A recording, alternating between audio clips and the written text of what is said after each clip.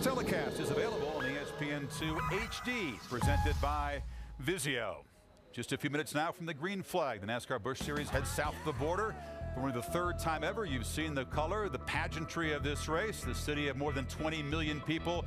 Motorsports taking center stage at the Autódromo Hnos Rodríguez. And some of NASCAR's best have headed south to challenge the local heroes and, of course, Juan Pablo Montoya. So stand by for racing from Mexico City right now.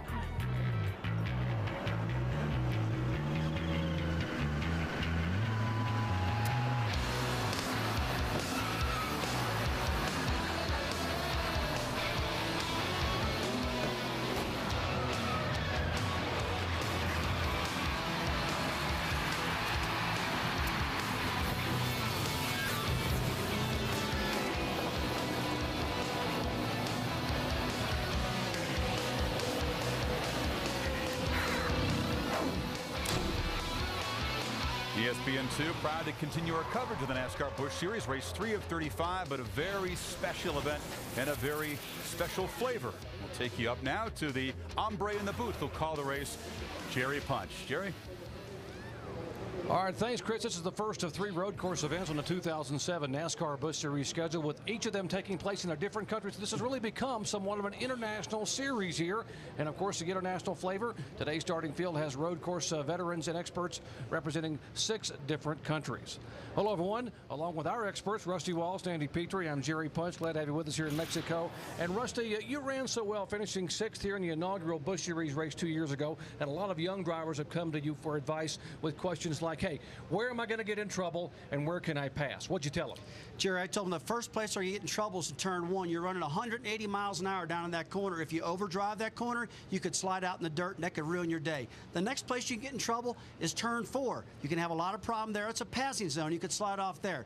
But you know what? Let's not beat up on the rookies, because the veterans seem to make a lot of mistakes also. Let's take a look at Greg Biffle, what happened to him. In turn 8, overdrove the corner, out to the grass, into the wall. Even the veteran Biffle can bounce off the concrete. Now, where do you pass on this tough course? Jerry, the best place to pass is down into turn 1. Again, 180 miles an hour, but you can pass a lot of cars under braking into turn 1. The next place, down into turn 4. A lot of braking right there. You can outbrake somebody and pass them pretty easy. Andy, despite all the talent in the seats today, there are those on pit road who believe that this outcome today will be dictated by a crew chief who makes the right pit strategy call. How does that happen? Well, Jerry, as a crew chief, we like to think we can make a call that'll win any race anywhere, but at a road course, it takes about 1.5 minutes to make a lap around here. So you can make a pit stop and not lose a lap under green. That changes the strategy quite a bit.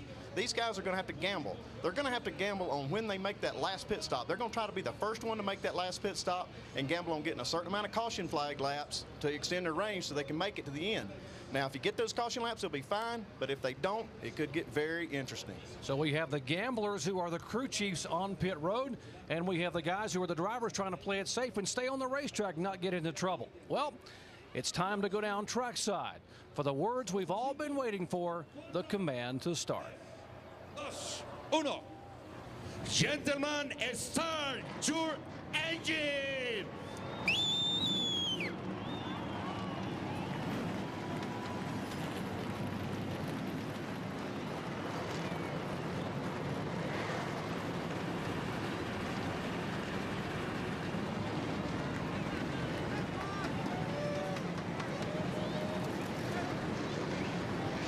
Bienvenidos amigos aquí al Autódromo Rodríguez. Hemos empezado a ver que los autos ya se mueven, ya encendieron sus motores. Well, the engines have now fired, and this international field of 43 drivers is saddled up and ready to race, and so are we.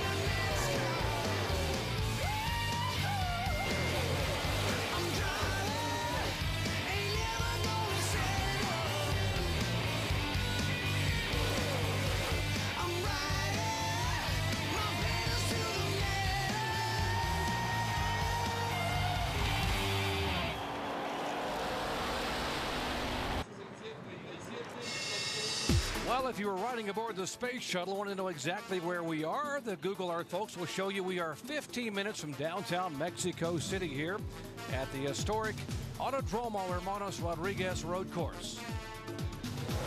Our full circle coverage coming your way. English coverage on ESPN2 and ESPN 360. The simulcast of Spanish coverage on ESPN Deportes. And for the first time ever, a live sporting event in Spanish on ESPN. Updates on ESPN.com. ESPN News, as well as ESPN Radio. ESPN Full Circle for the NASCAR Busch Series race here at Mexico City. And we'll have 7 high-definition onboard cameras. We'll show you 6 of them right here. As you see Mike Wallace there in the Geico Chevrolet. David Ruderman, the Aaron's Dream Machine Toyota. David Gilliland, the FreeCreditReport.com Ford. Michelle Jourdain Jr., the Dish Network Ford. Ron Fellows, the Camping World Chevrolet. And, of course, on the front row, Mexico City native Carlos Contreras and the Family Dollar Dodge. Now, our 7th onboard camera will have 2 cameras riding along here with Colombian native and international superstar Juan Pablo Montoya and the Texaco Havoline Telcel Dodge. All right, let's take a look at our starting grid here today as we'll show you how they will line up behind the pace car. 46-year-old Scott Pruitt picks up his 2nd career NASCAR Busch Series pole and only his 7th start. And beside him, Mexico City native Carlos Contreras in a Dodge. Back in row 2. How about Juan Pablo Montoya, the former Formula One superstar and former pole sitter here, and Mexico native Jorge Getters. Back in row 3, last year's winner Denny Hamlin driving for Joe Gibbs Racing, and a 3-time NASCAR Busch Series winner on a road course, Ron Fellows. Row 4, Boris Sedin, road racing superstar, and Regan Smith on the outside.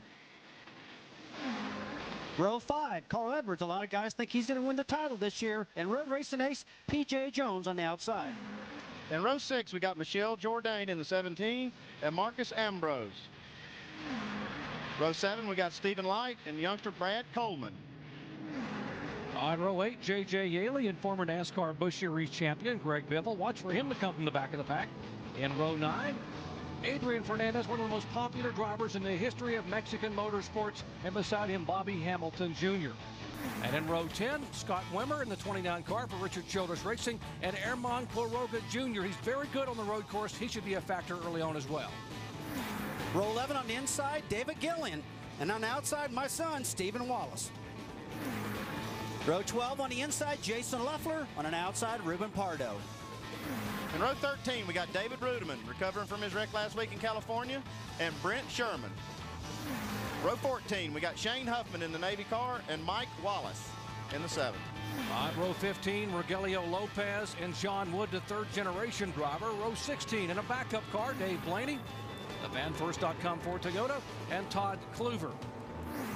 Row 17 on the inside, J.R. Fitzpatrick. On the outside, Kyle Krisloff. Row 18 on the inside, David Reagan. On the outside, Stanton Barrett. Row 19, we got Curtis Davis and Todd Souza. Row 20, Brian Simo and Antonio Perez. All right, and the final 3 starters in row 21, Brad Keselowski, the 23-year-old, John Young from the West Coast, and from Caracas, Venezuela, starting 43rd on the field, Alex Garcia in the number 98 car. Well, this is an 8-turn, 2.518-mile road course, and Rusty, take us through it. All right, let's take a look at this. We come down the front straightaway into turn 1, 180 miles an hour, hard brake off of turn 1, off of turn 3, down the back straightaway, short shoot. Now, this is a turn leading up to turn 4 where a lot of passings are going to get done. We come through turn 4, off of turn 4, right there, the S's are just getting ready to start. Folks, there's going to be a lot of speed made through the S's here. We leave the S's off of turn 6 down the back straightaway into 7 and off of turn 8, and that's a lap at Mexico City.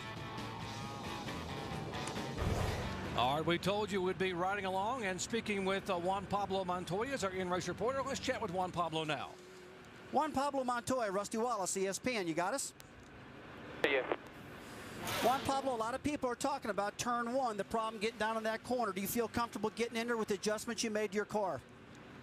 The car should be really good today. You know, we've done a lot of work in it, and, you know, the team has done an awesome job all weekend. I'll tell you, it's an exciting race. My first road course in NASCAR.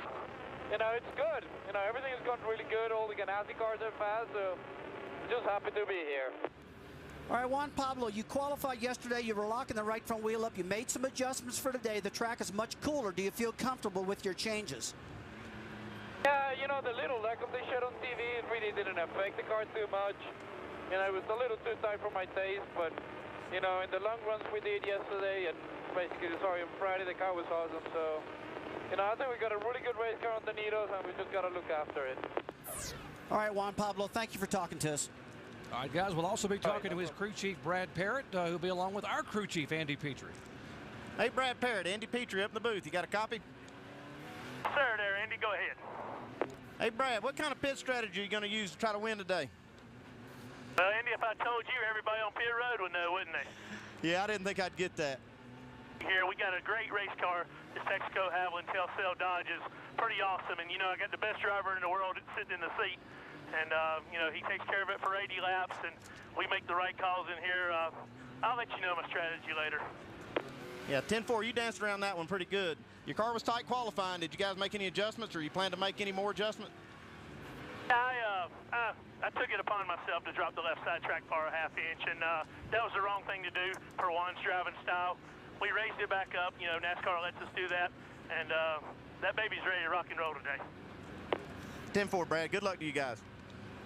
All right, guys, Juan Pablo and crew ready to rock and roll. As they are set, there's a look at the Texaco Havoline crew. We'll be riding on board and hearing from Juan Pablo Montoya and his crew chief, Brad Parrott, throughout the afternoon. Well, let's get down to the final stories from pit road first. Here's Jamie Little. Well, Doc, one guy that stands out here in Mexico City in more ways than one is 6'4" Boris Said. You know, he's a road race specialist. Last year he started on the pole only to lose that lead on pit road. We've been talking about it all day. He lost it to eventual race winner Denny Hamlin. Today, Boris Said starts 7th. He said if they can nail their pit stops, they can bring it home to victory lane. He's never won in the Busch Series, guys, and he's 44 years old. Mike? A year ago, this race was Denny Hamlin's coming out party as he scored his first career Busch Series win. Today, he's among the favorites, rolling off 5th. This morning, I spoke with Hamlin, and he told me he has only one question in his mind: whether to be patient or go for it early. Hamlin said in some ways, his car today is better than it was a year ago, and he appears very confident he can repeat. Dave Burns. Mike, Carl Edwards is a Nextel Cup regular going for the Busch Series Championship this year. He's second in points coming into this race. Kevin Harvick is not entered. Given that, I asked Carl this morning how he was going to approach lap 1, turn 1 at the very end of this long straightaway. He said without hesitating, with extreme caution. Today, before Carl ever thinks about winning, he's got to be very wary. Alan? Dave, whenever you get into these NASCAR races on a road course, there's always a debate that goes on in the garage area and in the media. Who has the advantage? The drivers who run the series weekly and have experience with these cars and on these tires, but little road course background, or the road warriors, the guys who come from road racing series but don't have as much experience in these cars and on these tires. Today's pole sitter, Scott Pruitt, might be the best of both worlds. He ran nearly a full Nextel Cup season back in 2000, and he's got many laps of experience in these Nextel Cup and Busch Series machines in road course races. He starts on pole today, but told me earlier he knows that against a field this tough, he and his team are going to have to do everything right, every lap, all race long. Doc? All right, thanks, guys. So many great stories coming from pit road today for so many different superstars from all across 6 different countries represented in the starting field. And Andy's the cars come and parade by this great crowd here in Mexico City. What are the keys to today's race? Well, Jerry, as they get one to go at the line, fuel mileage. We've been talking about this pit strategy. Getting fuel, get the best fuel mileage you can get. It's going to really open up a lot of options for you on your pit strategy. So these guys have really concentrated on making these cars go just as far as they can on a tank of fuel. You got to preserve your equipment. Road courses are so hard on equipment. I mean, brakes, transmissions, engines. We've already lost some engines in practice. All these guys changed out, put new brakes in and transmissions. So these guys got to take care of their car, and they got to stay on the course. If you get off that course, it's going to tear the car up. It's going to, you're obviously going to lose track position. So staying on the course is really critical. All right, they got to stay on the course, and remember, we will be able to ride along with 7 different drivers with high-definition onboard shots, and that's going to be awesome to be able to see these guys go right and left. And how about this camera atop the 42 of Juan Pablo Montoya, but we also have some pretty cool cameras showing what's happening inside the car. We got some really cool cameras. This is a great shot going into tournament, but look at his feet down there. And guys, look how narrow those shoes are. People ask me all the time, what about these driving shoes? These are specially prepared Oakley driving shoes that Juan's wearing. And look at the little piece on top of his foot. This is in case if the throttle hangs, he can put his toe up and pull that throttle back. Right on top of the shoe right there, folks. Now, we're going to see his feet dancing around all day long. This is going to be one great shot to watch. We see him going back and forth on those pedals. He's trying to put heat in the brakes. You see him just put that foot on the brake, give it a little gas, heat up those rear tires, trying to get ready to race. He wants to be the first one into turn one. All this footwork in the floorboard, it's like dancing with the cars, huh? It really is, especially if you go down the front straightaway, Jerry, to 180 miles per hour and you hit that brake pedal, you have to have a solid, hard brake pedal like our Tim Brewer was talking about earlier. At 180, you really got to slow that car down because look at it. We're going to have 43 cats barreling off into turn one, all wanting to win this thing. And you know what, Dandy? These guys aren't too patient. They want to be stars right off the bat. And these guys like Juan Montoya, they know how these early laps mean so much on a road course. They know that getting that early track position can mean everything to win the race. Well, you talk about track position, and there are 7 different drivers who are now going to be forced to go to the back of the field because 6 of these drivers made engine changes. The ones that made engine changes, P.J. Jones, Michelle Jourdain, Scott Wimmer had an unapproved adjustment. And, of course, David Rudeman, Shane Huffman, David Reagan, and Curtis Davis all making engine changes, 6 engine changes, and 1 unapproved adjustment. They go to the back of the pack. And, Rusty, mentally, how does this affect a driver? Well, mentally, what I would do right now, I would change this problem into a positive. You know, look for guys to pit around 5 or 6 laps in the race to get into their window. Andy was talking earlier all about strategy. Folks, if you see them come down pit road that early, hey, there's nothing wrong with them. They're trying to get in there so they can make that fuel mileage and get to lap 40, 42 so they can make it to the end. Because here's the goal.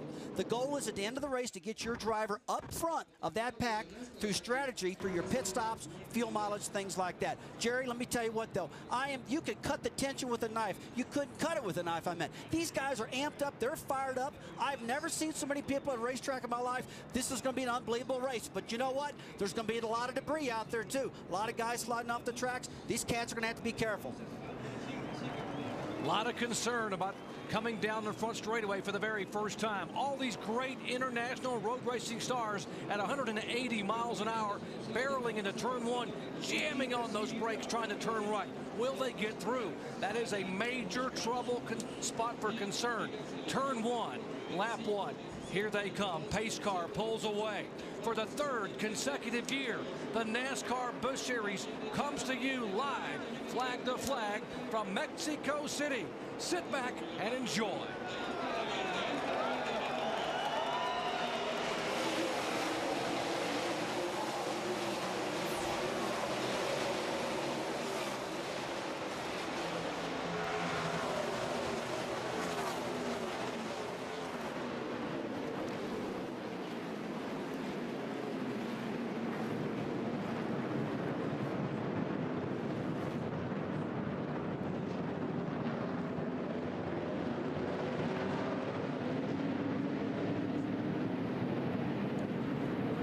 They made it through the first time, and there would be a lot of people in the garage area who would have bet against that. But Juan Pablo Montoya is on a mission. He's already in the 2nd spot. You can tell right now that Scott Pruitt and Juan Pablo Montoya, they had a plan. Hey, let's not try to race each other in this first turn. Let's get single file and get through there. Carlos Contreras, they talked also. I believe these 3 were cooking up a deal before this race started. Now, back in the pack, you saw them go 3 wide into turn 1. But here's the key. They went through there slowly, not like they're going to go through later in the race. These cars now dancing through the S's, come out of turn 6 and will head down the back straightaway. Turn 6, this is the area where they're getting a lot of speed built up going into turn 7 now. This is a really tough spot. This is where Greg Biffle went off and crashed. You see Montoya starting to road through it in. Yeah, he's feeling that turn out there. These 2 cars are set up quite differently. I've talked to these guys on these crews, and these 2 cars got real different setups. So you look for these cars to be strong in one car to be strong in one corner, the other one to be strong in another. All right, let's watch Juan Pablo Montoya. 179 miles an hour. He's going to jam on the brakes and gear down as he heads into turn 1. Like Andy talked about earlier, these setups are completely different. Now you already see something here with P.J. Jones. Now I wouldn't be coming in this early, would you? Well, I talked to Screw Chief this morning. He said, don't be surprised if I'm in on the first lap. So here he is. Dave Burns, what's going on? Jerry, they planned this when they had to go to the rear because of their motor change. They said, let's come in and get some insurance fuel. We could probably make it on one stop, but this is our insurance. We'd hate to run out on lap 79. Yeah, I think these guys have already shown that this is the first car in. They're showing everybody that they're getting probably the best mileage on the track, so they're going to take advantage of it and make this. That's their first of 2 stops they're going to make in this race. But Andy, that's all for early. You know, we're talking about guys maybe coming here 5 or 6 laps in a race to get in the window. It looks like P.J. Jones is going to try to make it on one stop. Well, one thing you get when you make this early pit stop, he was starting in the back, so he was going to have all this traffic to fight. This way he makes that pit stop early. He's got a clear racetrack to run in. He can make good time, and he's getting good fuel mileage. If he didn't get that kind of mileage, he couldn't do this. All right, action back in the track, and here is Steve Wallace, the 19-year-old, trying to stay in front of the 35 car, Bobby Hamilton Jr. As you watch Steve coming toward you, he got a lot of off-road racing experience and teaching during the offseason from Boris Said. Yeah, Boris Said stayed with Steve, and they went to Virginia International Raceway twice, on the road to Atlanta, then on out to the coveted Bob Bondurant driving school. So, hey, a lot of these guys are doing this, but this is a tough race. Steven spent a lot of time with Boris, and we all know that Boris is one of the best. Let's just hope the kids listen good. He had a top 10 speed in practice. He overdrove it a little bit in qualifying. I wonder where he got that aggressiveness from. I wonder who that had to be from Mom, right? I'll tell you what, his mom is definitely the smartest one of the bunch, that's for sure. All right, back up front, the 2 Ganassi Felix Sabates-owned cars are running 1-2. And as Scott Pruitt flashing by, Juan Pablo Montoya, Carlos Contreras. There's a 1-2. And let's look at speeds and numbers here off the 41 car of Scott Pruitt. We see Juan Montoya not letting him get very far away there. Juan Pablo Montoya. He's just shadowing that 41. You know, Juan Pablo said in the essence, he wants to stay off the ripple strips. He wants to keep his car smooth. Now, you take a look at Scott Pruitt. He's really using ripple strips. He gets that car up in the air. Andy, you talked earlier. These guys are teammates, but the setups we're hearing are totally different from one car to another. Why would that be that way? Okay, the reason they're doing that Scott Pruitt likes to hit these curves. He likes to use more of the curve than does Juan Pablo. And so he has to run a really soft setup to be able to bounce up on those curves and it not upset the car. Juan Pablo Montoya, on the other hand, he stays off the curves, and he wants his car set up fairly stiff. It makes his car more crisp through these rights and lefts. Juan Pablo Montoya, not known for patience, so he is set behind his teammate now for 3 laps. You got to wonder how long he's going to sit there. Will he make his first move in turn 1 this time by? He's on the inside. Whoa, as they touch in turn 1, and Juan Pablo Montoya, as they bang off each other, makes the pass. Man, I tell you what, that was an unbelievable pass because, you know, Pruitt saw it coming, and Pablo Montoya, he stuck that left front fender right alongside his teammate, Scott Pruitt, and you saw Pruitt just at the last minute just did a little dodge away from him, and they both made it clean. Now, one thing you don't want is have 2 teammates take each other out. Let's show you again. We didn't think Juan Pablo would last for long behind him. He makes the move on lap 3 in turn 1. Perfect move getting into turn 1, 180 miles an hour, hard under brakes. Look at that, up under curve, he gave a little extra room. Scott did a fantastic job letting him through way too early in the race to have a problem right now. The one thing I saw Juan Pablo Montoya doing in these early laps was to get his brake heat up. He was planning that move. He was trying to get his brakes heated up and plan that thing out when his brakes were just the best they were going to be, and he made a dive bomb in turn 1. All right, 31-year-old former Formula One international superstar Juan Pablo Montoya. He decides it's my turn to lead. And here he comes down to turn 1, makes the hard right-hand turn, and takes the lead over teammate Scott Pruitt. Back with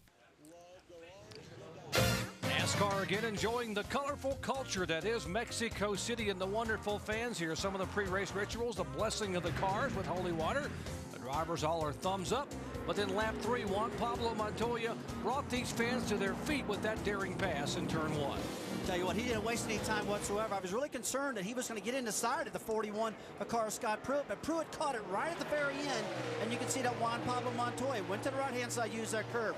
Tell you what, now These guys have found their rhythm right now. I'm expecting pit stops anytime right now in order to get in their window.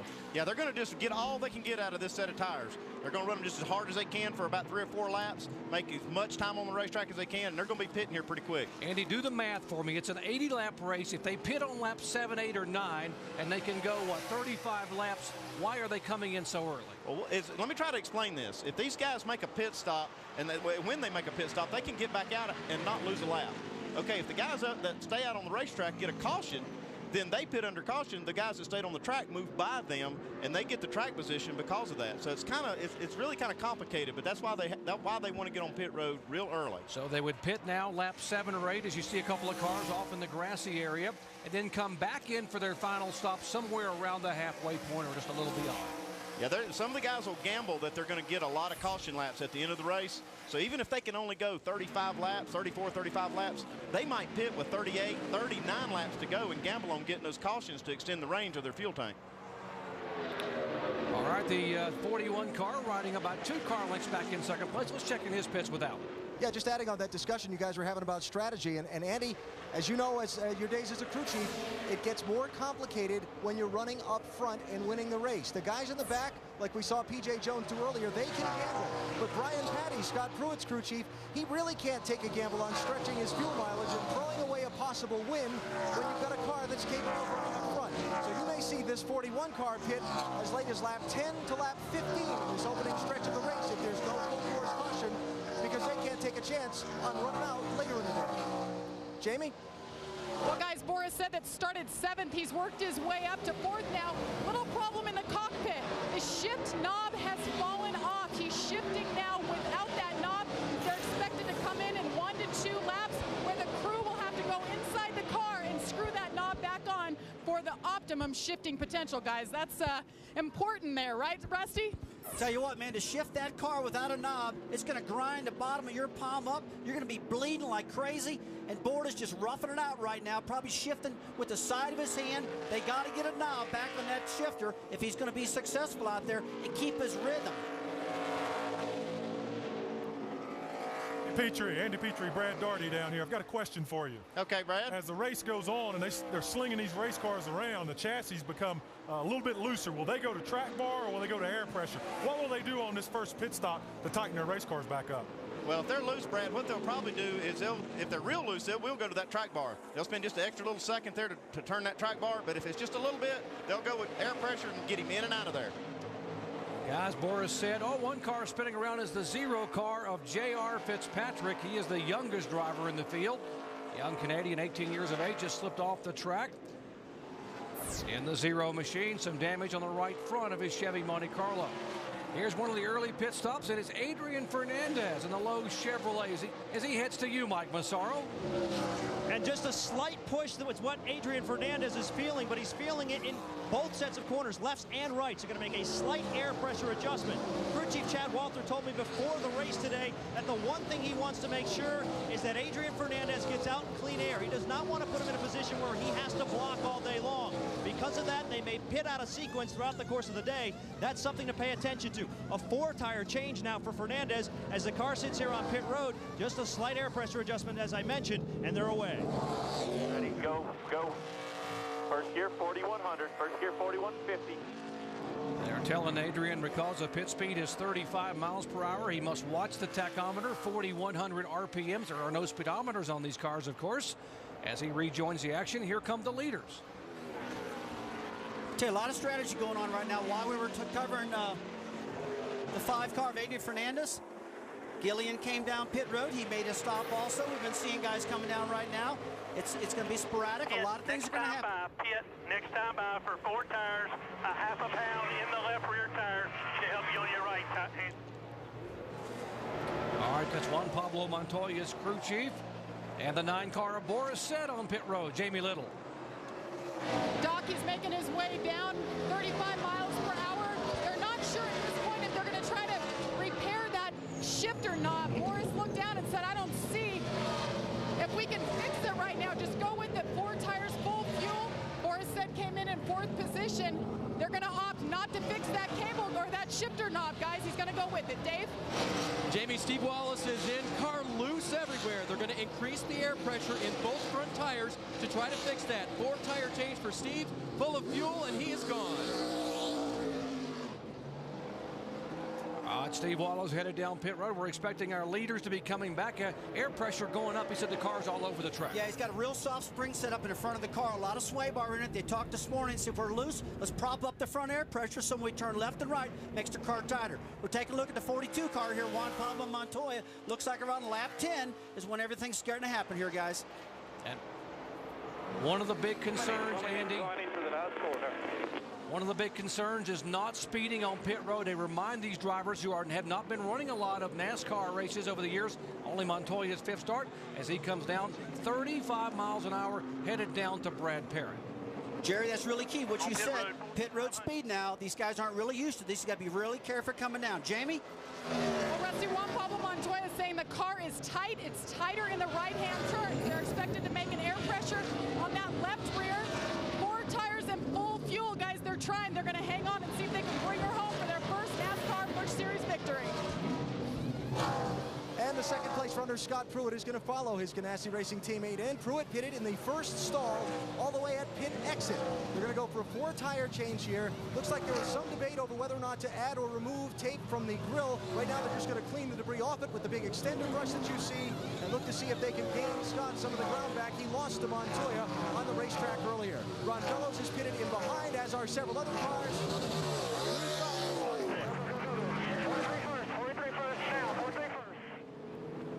All right, pit stops continuing here in the first 10 laps because of the fuel strategy. There is our pole sitter, Scott Pruitt, headed back onto pit road. After they cleaned the grill, added 4 new Goodyears. And here is the 47 car of John Wood, the 3rd generation driver, getting service from his crew. Meanwhile, this guy, the 22 of Carlos Contreras.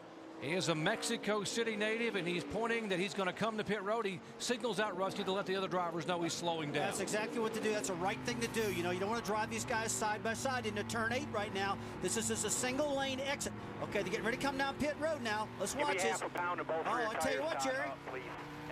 Maybe he just singled him by.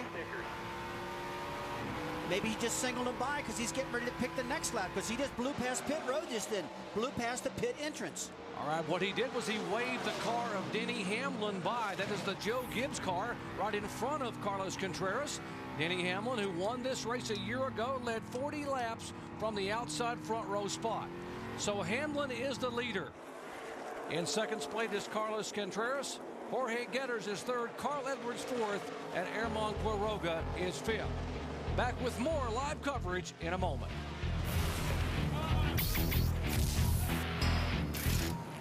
You know the day destroys the night. Night divides the day. Try to run, try to hide.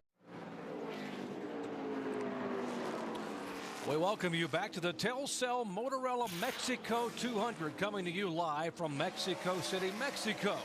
Jorge Getters, a 36-year-old Mexico City native, in the Scotiabank Chevrolet. The Bruco machine is being shown as our leader. And moments ago, the 20 car, the Rockwell Automation machine for Denny Hamlin. Last year's winner was on pit road. For an update on his stop, here's Mike Massaro. Right, Doc, he was on pit road, but he was on pit road a lap later than he anticipated and his team anticipated. Hamlin missed the entrance of pit road because there was a car in his way, just could not get down onto the entrance road, so he had to go all the way around one more time. That will certainly disrupt their strategy. Meanwhile, he was looking for a little bit more bite. They made a round down on the track bar and made a slight adjustment there to help get him a little bit more forward bite throughout the course of the day. You know, I tell you what Jerry watched a little while ago, that Carlos Contreras let Denny Hamlin in front of him. Denny got in front of him, but what happened then is Carlos was right up on the tail of his car, and he couldn't slow down enough to make pit road, so he missed pit road. And it looked like Carlos Contreras was going to follow him down pit road possibly, and then he just followed him back out on the track. But I don't think it hurt him whatsoever. He just had to run another lap, and that was about it. No, it actually will help their pit strategy. Since they didn't get a caution during that cycle, and they got an extra lap on the racetrack, it gives them 1 extra lap of insurance on this fuel load. All right, the 37 car, that is former series champion Greg Biffle. Come on down, baby. 4,200 all the way. Wheel straight, foot on the brake. We'll get your tape off. He's headed down pit road to get his first pit stop of the afternoon as Newt Moore and company ready to service that Bruco machine. I heard him say they were going to take some tape off. He must have asked the brakes. They're taking tape off the brakes. Must be complaining about the brake pedal fading a little bit. They'll take that tape off, cool the brakes down, and that'll get him going a little better. As you watch the leader on the left side of your screen, the 27 car of Jorge Getters. Let's check back in the Biffle pits. Well, 4-tire change for Greg Biffle. He's away. Big concern coming into this race for that team. Newt Moore a little bit frustrated with the fact that the backup car, which they're in right now, not completely where they wanted it to be when they were forced to go to it. They had to work on that car for 5 hours on Saturday morning just to get it on the racetrack for qualifying. They weren't sure exactly what they had, but still a little bit of a mystery to that team here today. Let's check in our pit studio with Brad Doherty. Rusty Wallace, I've got a question. I heard Juan Pablo Montoya talk about his race car being tight, and when you're on an oval, obviously, and you're turning left and it washes up the racetrack, you know it's tight. But on this road course, would the race car be tight going right and left as opposed to just going one direction? Yeah, if he's talking about it being tight, Brad, it's probably mostly in one direction. Now, if Juan Pablo talked to his crew chief, Brad Parrott, and said, hey, look, I'm loose to my right hand, I'm tight to my right-handers, or I'm tight to my left-handers, they're going to make different adjustments. Although, the best adjustment to make, to not lose any time, is lowering the air pressures in the front. That's probably what they did to get more front grip. Leaders on pit road, here's Alan. It is Jorge Getters, the 36-year-old from Mexico City, driving for Bruco Racing. Going to be a 4-tire change. Also going to make an adjustment on the left rear corner of the car. His car, like Rusty was talking about, a little tight, meaning lacking front-end grip through the slow corners of the racetrack. We're going to make that adjustment and try and get Getters back out onto the speedway. Interesting thing about this car, they have 3 spotters on the car. Slow stop here. Bad trouble on the rear. They've got 3 spotters on the car, 1 Spanish-speaking, 2 English-speaking. Jorge speaks some English, but it's not as fluid as they would like. All right. Scott Wimmer, it is a right front flat that's down, guys. He had to bring the car in now. And so they're going to change all 4 tires and help Scott out with that situation. You guys talked about an unapproved change in that car this morning. It was actually a fuel pump. Other Childress motors had trouble this weekend. For these guys, they started the motor up this morning. Fuel was spilling out of the car. It was a fuel pump that had failed, and that sent them to the rear of the field for the start. And now more problems for Scott Wimmer. Okay, here's what happened to Scott Wimmer in that Chevy a moment ago, the Richard Childress-owned car. And watch the right front. It looks like he's got a little damage from some contact, maybe running off the racetrack, and it cut that tire. You got that real sharp edge on that fender that just cut the rubber of that tire, let all the air out of it. He's pretty lucky to be able to get to pit road without tearing the car up any more than he did. I tell you what I think probably happened, Andy. He must have hit one of the inside strips on the racetrack and bent the fender in against the tire, because our animation, our rollback just showed us that. It must have happened earlier, because that fender was already knocked in when we saw it. All right, Alan in Carl Edwards' pit. Talked about earlier, Jerry, how Carl was one of the drivers racing for the championship. So his crew chief, Pierre Cattell, left him out on the track until he led a lap. In NASCAR racing, that gets you 5 bonus points towards the title. Carl has collected those bonus points. Now they make their 4-tire change and send him back out. All right, Andy, you're the crew chief, and you decide to play it safe with Carl Edwards because he wants to win this Busch Series title. Yeah, I was down in the garage talking to Pierre Cattell, his crew chief. We call him PK. I was talking to him about this strategy, about running for the championship and playing it safe and not gambling. He said, well, really, you know, it's early in the season. We can afford to gamble a little bit. And he said, I'm probably going to gamble. But it looks like he's going to wait till later in the race, maybe on that last pit stop, to see just how much he can gamble. He'll get a good read on this fuel, and he'll know just how much he can. And I expect him to be one of those guys that will gamble at the end of the race. All right, here's our new leader. It is the Chevy Monte Carlo. That is the 28 car owned by Jay Robinson and Troy Stafford.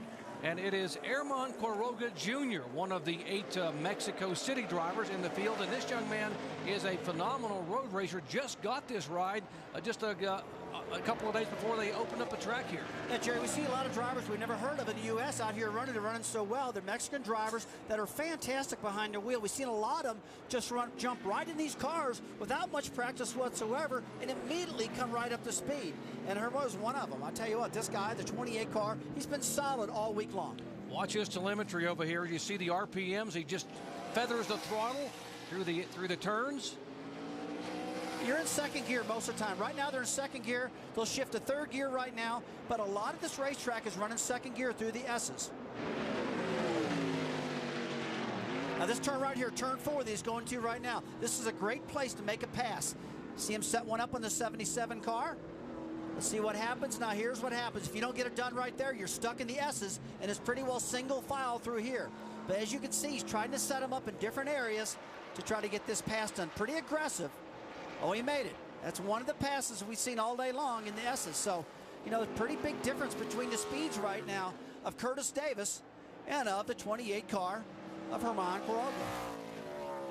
Germán Quiroga is our leader. Bobby Hamilton Jr. being shown in second spot. He just went by the Curtis Davis car, number 77.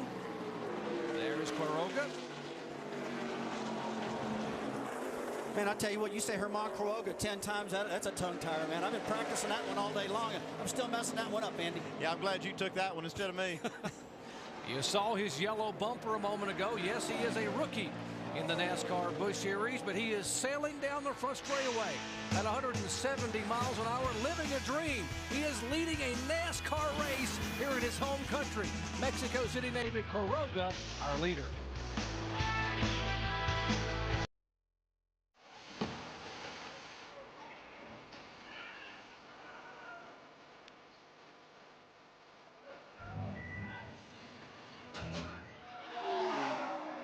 Now let's get up to date on where we are so far. NASCAR.com reset from our studio, which is right along the super straightaway. Very loud at the Autodromo Hermanos Rodríguez. In the early going, 7 different leaders. Right now, Germán Quiroga, a Mexican, has been racing at this track since he was 15 years old. Back in '95, has the lead, but the story really has been Juan Pablo Montoya. Quiroga Jr. has not paid yet. Montoya has a lead over Scott Pruitt of about 11 seconds. So the Colombian, with a huge fan base here, performing very well. Lap 20 of 80. Back to Jerry in the booth. All right, thank you, Chris. Juan Pablo Montoya running full-time in the NASCAR Busch Series, making only his 7th career start, his 3rd start this year. Running full-time in the 42 car, will also run in the Nextel Cup Series. But the first time that he has ever been able to drive a NASCAR Busch Series car on a road course, and the expectations were huge within that team. And talking about excitement and expectations, how about Germán Quiroga Jr.? As you heard Chris say, he is our 7th different leader. We have had 6 lead changes. This young man has got to be thinking about pit stops. Well, he can run about 15 more laps on this fuel run. But what he is right now, he's hung out to dry. If the caution comes out right now, there's 34 cars on the lead lap. If he got a caution, he'd come on pit road. Nobody else would. He would come out behind every single one of them, and he'd be about 35th. So this is really, while it looks good, he's got, you know, up front might be his strategy to go out here and try to lead as much as he can in this race. It could actually hurt him for the finish. Well, right now, it looks like most all the pit stops are complete, and everything's settling down just a little bit. A lot of guys in the back of the pack are really getting going, and Germán, as you see, he's just logging laps right now to go to the end of his fuel window. We all got here this morning, Andy, and the skies were really, really overcast. It was real cool, and right now it's turned out to be a really sunny day. Let's find out what they're thinking about in the leaders' pits. Here's Jamie Little. Well, Germán Quiroga right now loving being out front. The team, they're excited. Exactly what you were saying, Rusty. This is their strategy. Lead as much as they can. They're planning on coming in about 4 laps, about lap 25. Everything is perfect on the car. They're just going to take 4 tires and fuel. So we're seeing some different strategy. But right now, there's a lot of fans rooting for this young man in the lead. Jamie, Todd Cleaver is in right now. He's going to change 4 tires. His car was difficult to turn. They made a chassis and air pressure adjustment to try to help Todd. Gave up 4th position, and he was one of the Roush cars that went conservative this weekend. Roush had some motor problems. This car ran a higher gear all weekend trying to conserve, and Todd said, we think we can make it all the way. I'd like to finish a road course race. I haven't done that yet. All right, Todd Cleaver coming on. He was running in the top 5, as you heard, and as you heard our pit crew, our pit chief analyst and expert, Andy Petrie, tell you that this guy, Germán Quiroga, can run probably up until around lap 36, 37, and then he'll have to make a pit stop. So, but when he does, he will be, what do you call it, Rusty? In the back of the pack, tailback. I had to explain what tailback was yesterday. Our producer's saying, Rusty, explain a little bit more. I said, okay. It's tailback. To me, tailback is all the way back. But you know what? It was kind of funny. I'm still learning, Jared. Well, to me, tailback's the guy that lines up behind the fullback, but that's okay. Okay. Okay, this guy's going to make it a few more laps, and when he does pit, Andy Petrie, the guys that are going to be up front are this guy right here and his teammate Juan Pablo Montoya in the 42 car, who made that daring pass on lap number 3 to take the lead away from his teammate Scott Pruitt. whatever they did on that last pit stop has really improved Juan Pablo Montoya's car, because he's kind of driven away from Scott Pruitt.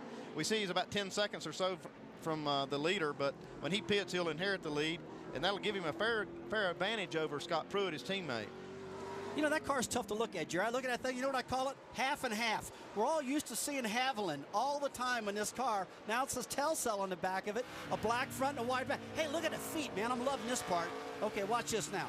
Wide open throttle, off the throttle, on the brake. You can see right now with these new transmissions, really, they don't have to heel the toe, meaning they don't have to come off the brake and push the clutch in. The pedal on the extreme left, folks, is the clutch pedal, and he doesn't touch that at all. And so what he's doing right now, he's on the brake, real hard, on the gas, and this is really tight quarters down here. As you can see, we talked about earlier about the shoes, how tight it is. You know, he never moves his foot off the clutch. Another 20 laps before we pit, so take care of your tires. You got a 12-second lead, 29.03 to 29.60 behind you on Pruitt. All right, Brad Parrott talking to his driver. That's the crew chief. Rusty, he never takes that left foot. It seems to rest it on the clutch. Yeah, he does rest on the clutch. We'll get Andy to telestrate the clutch pedal over here and show you the pedal. He's not even using it at all. He's only using that to get out of the garage area and out of the pit area after pit stops. It's just 2-foot driving. And I like what he's doing, because some guys are a right foot driver only. Juan is using both feet, and I think that's obviously the proper way to do it. And hey, he's arguably, probably not arguing, he's one of the best out there. He's doing it the right way. Here's the 98 car of Alex Garcia, the Venezuelan driver, has spun out, and we will go to a full course yellow. A full course yellow for the first time this afternoon. As you take a look at Kevin Moss, our NASCAR Busch Series flagman, waving the yellow for the first time here on lap 23. Well, they will tighten up the field behind the pace car and then decide what they're going to do in terms of pit strategy. We'll lay it all out for you when we come back. Remember, you won't miss a thing. We have full circle coverage on all our networks at ESPN. Back in just a moment.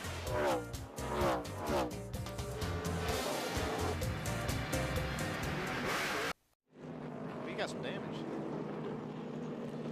Back in Mexico City, Mexico, we are under yellow for the first time this afternoon, coming out on lap 23 due to a spin by the car number 98, the Alex Garcia machine.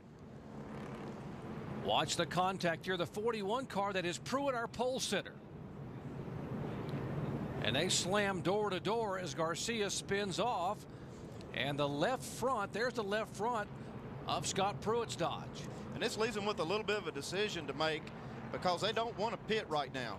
They want to keep this car on the racetrack, keep that track position, but they've got to look at this damage. They may have to come back and look at it. Doesn't look like they're too concerned about it right now. Andy, I'd say it looks like the left front fender's got a really good shape to it still. I mean, I don't believe I'd be coming down pit road. The bottom of the air dam is still out good. He's got a caved-in door. That's really not going to slow this car down any, do you think? I wouldn't think it would. Maybe not, but it still makes on a normal condition, you'd want to come and look at that, but at a road course, it just kills you to come down pit road. Now, the thing to look at, I guess, if the top of the fender is knocked in, if he gets in a hard right-hand turn where the fender could come down on it. We're making pit stops now. Let's see what happens here, guys. All right, Herman Quiroga coming down. There is Carlos Contreras and others. Here is Quiroga in the pits, and Jamie Little is there.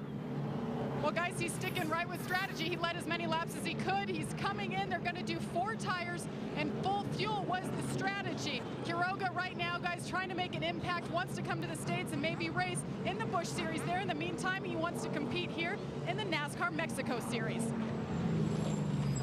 As you watch the work continuing on Carlos Contreras' car, Alan. Carlos had lost some of his track position. Remember, he started on the outside of the front row, fell back in the opening couple of laps, and lost a little more ground on their pit stop. So they really don't have anything to lose here as far as track position. They're going to come in, take 4 tires, fill it up with fuel, and see where the cautions and the pit strategy unfold later on in the race. They've got a tire that's gotten away, sending a crew member to go chase after it. Don't go. Telling Carlos to stay in his pit box until they get that tire back on the inside half of the box before they let him go in order to avoid a NASCAR penalty. Go. And here's a look at the race off pit road. Scott Wimmer driving for Richard Childress, gained a couple of spots. Curtis Davis driving for Kevin Harvick. Kyle Krisiloff, the young rookie driver, lost a spot. And how about the 16 car up 13 spots? And that's for the Roush crew that's made that pit stop there. And guys, the leaders opting to stay out, and Andy, you nailed it at the top of the show. It has to do with making the right call on pit strategy and when you're going to pit. It looks like the 14 car is going to get the lucky dog pass here, free pass. Our Aaron's lucky dog free pass goes to Kyle Krisiloff, who did a lot of road racing in his early years in go-karts. Now is doing a heck of a job trying to keep that Clamor Girl Ford in the top 20. He's going to have to race pretty hard to make it all the way back around to the tail end. 2.5 mile racetrack on all these twisty turns. It'll take him just about all the time back to the green flag to get there. Well, I tell you what, when you get the lucky dog on a road course like this, I mean, once they wave you by, man, you got to go like a madman to get all the way around the track and get caught up. It looks like the 41 car is going to stay out, Andy. It looks like they've chose, hey, there's not enough damage to bring this thing down pit road. Got Montoya leading the race, you know. Juan has really did a good job. That's their pit strategy. Herman Quiroga is pitted. He's in the back. And by the way, it looks like he had a slow pit stop, too. You've really seen a lot of disparity, Andy and Jeremy, through these pit crews. I've had our cameras on them, and a lot of them slower than others, and some of them real fast all over the place. All right, let's talk to the crew chief for Juan Pablo Montoya, Brad Parrott. Hey, Brad Parrott, this is Andy Petrie up in the booth. You got a copy?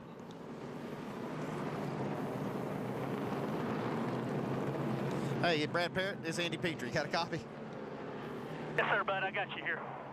Hey, Brad, the car looks really good out there. Did you guys change it any there on that last pit stop? And if you did, what'd you change?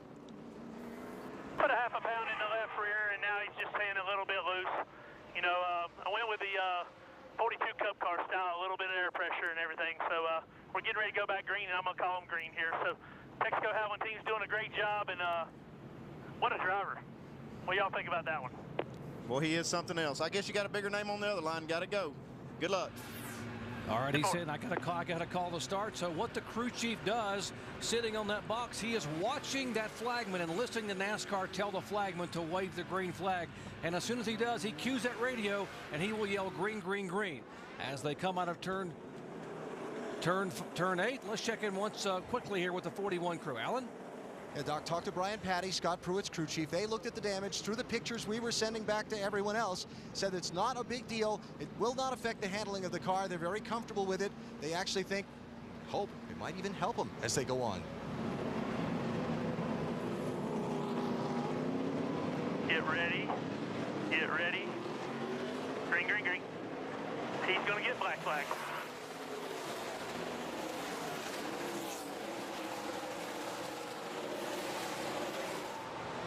And Kevin Moss has waved the green flag, and they come sailing down this front straightaway after the first yell of the day. Juan Pablo Montoya and Scott Pruitt has pulled it within a car length and a half of him entering turn 1.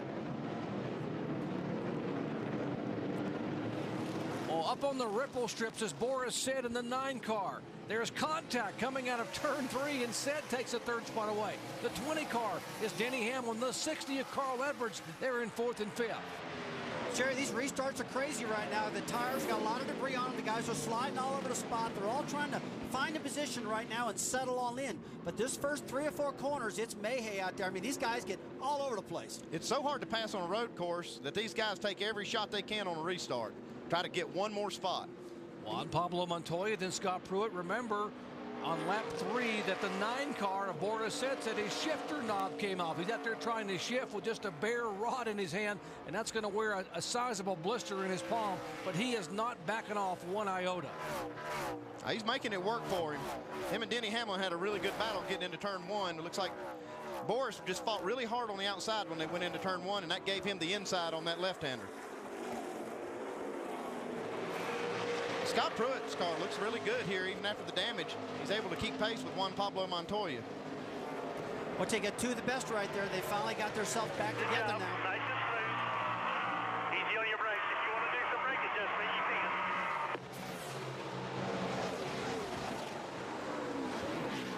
can. All right, here's the battle back for 3rd position.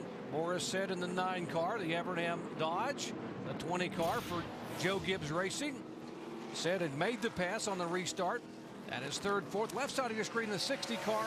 That is the driver who will become the series points leader by virtue of being 2nd in points, and Kevin Harvick, the leader, not coming here today. With more on the 20 car, Denny Hamlin, let's check in the pits with Mike.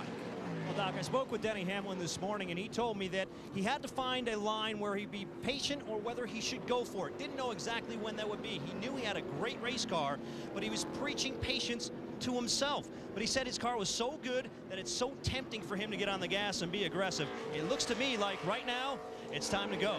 Alan? The Carl Edger's strategy for the day today, simple. See that black thing in the middle of the screen? Keep the car on it. Keep the car on the pavement, run a clean race, call their own race, their own pit strategy, as he nips the dirt there, and not let anyone else dictate what they do. He feels like if he drives a clean and a conservative race today, he'll get a good finish. Carl has almost no road course experience until he came to the top levels of NASCAR. So he doesn't have as much as some of these drivers he's trying to race. He doesn't feel like maybe he can get up there and run with a Montoya for the win, but he knows where the championship is concerned, a clean race today will be a good race for him. Guys, give a call to the driver of the 59. That is Australian ace Marcus Ambrose.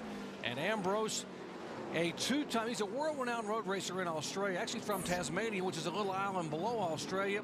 And he was given the nickname Kangaroo Meat by Kevin Harvick in one of the ESPN commercials. And now he says, I'm pretty proud of that.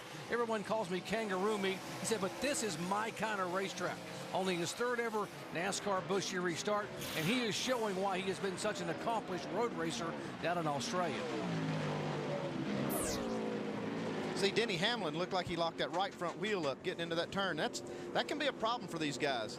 When they do that, it'll flat spot the bottom of that tire and start vibrating, and it can really cause them some handling problems. So crew chief sees that, probably saw it on our telecast right here. He's going to tell his driver to be easy with that right front tire and be easy on those brakes. Yeah, that first couple laps of the restart, man, it's crazy. They dive down in there trying to get past each other. They're bumping fenders, tearing fenders up and sliding all over. And plus, they're hard on their brakes, too, because they're trying to get as much done as they possibly can early in that event. I'm pretty impressed with how good this 20 car is. He was able to pass Boris Said, and he's one of the hardest guys on the racetrack to get around. He's got by him, and now he's starting to look like he's making a little headway on the leader. And there's a look at Stephen Wallace, a 19-year-old in the Home Life Communities Dodge, as he makes his way back toward the top 10. Has some right front damage on that Dodge. You see, it looks like he on a restart. I saw Greg Biffle and him go into turn one awful hard side by side. They might have got together. Now he's got a good air dam in front of that thing, Andy.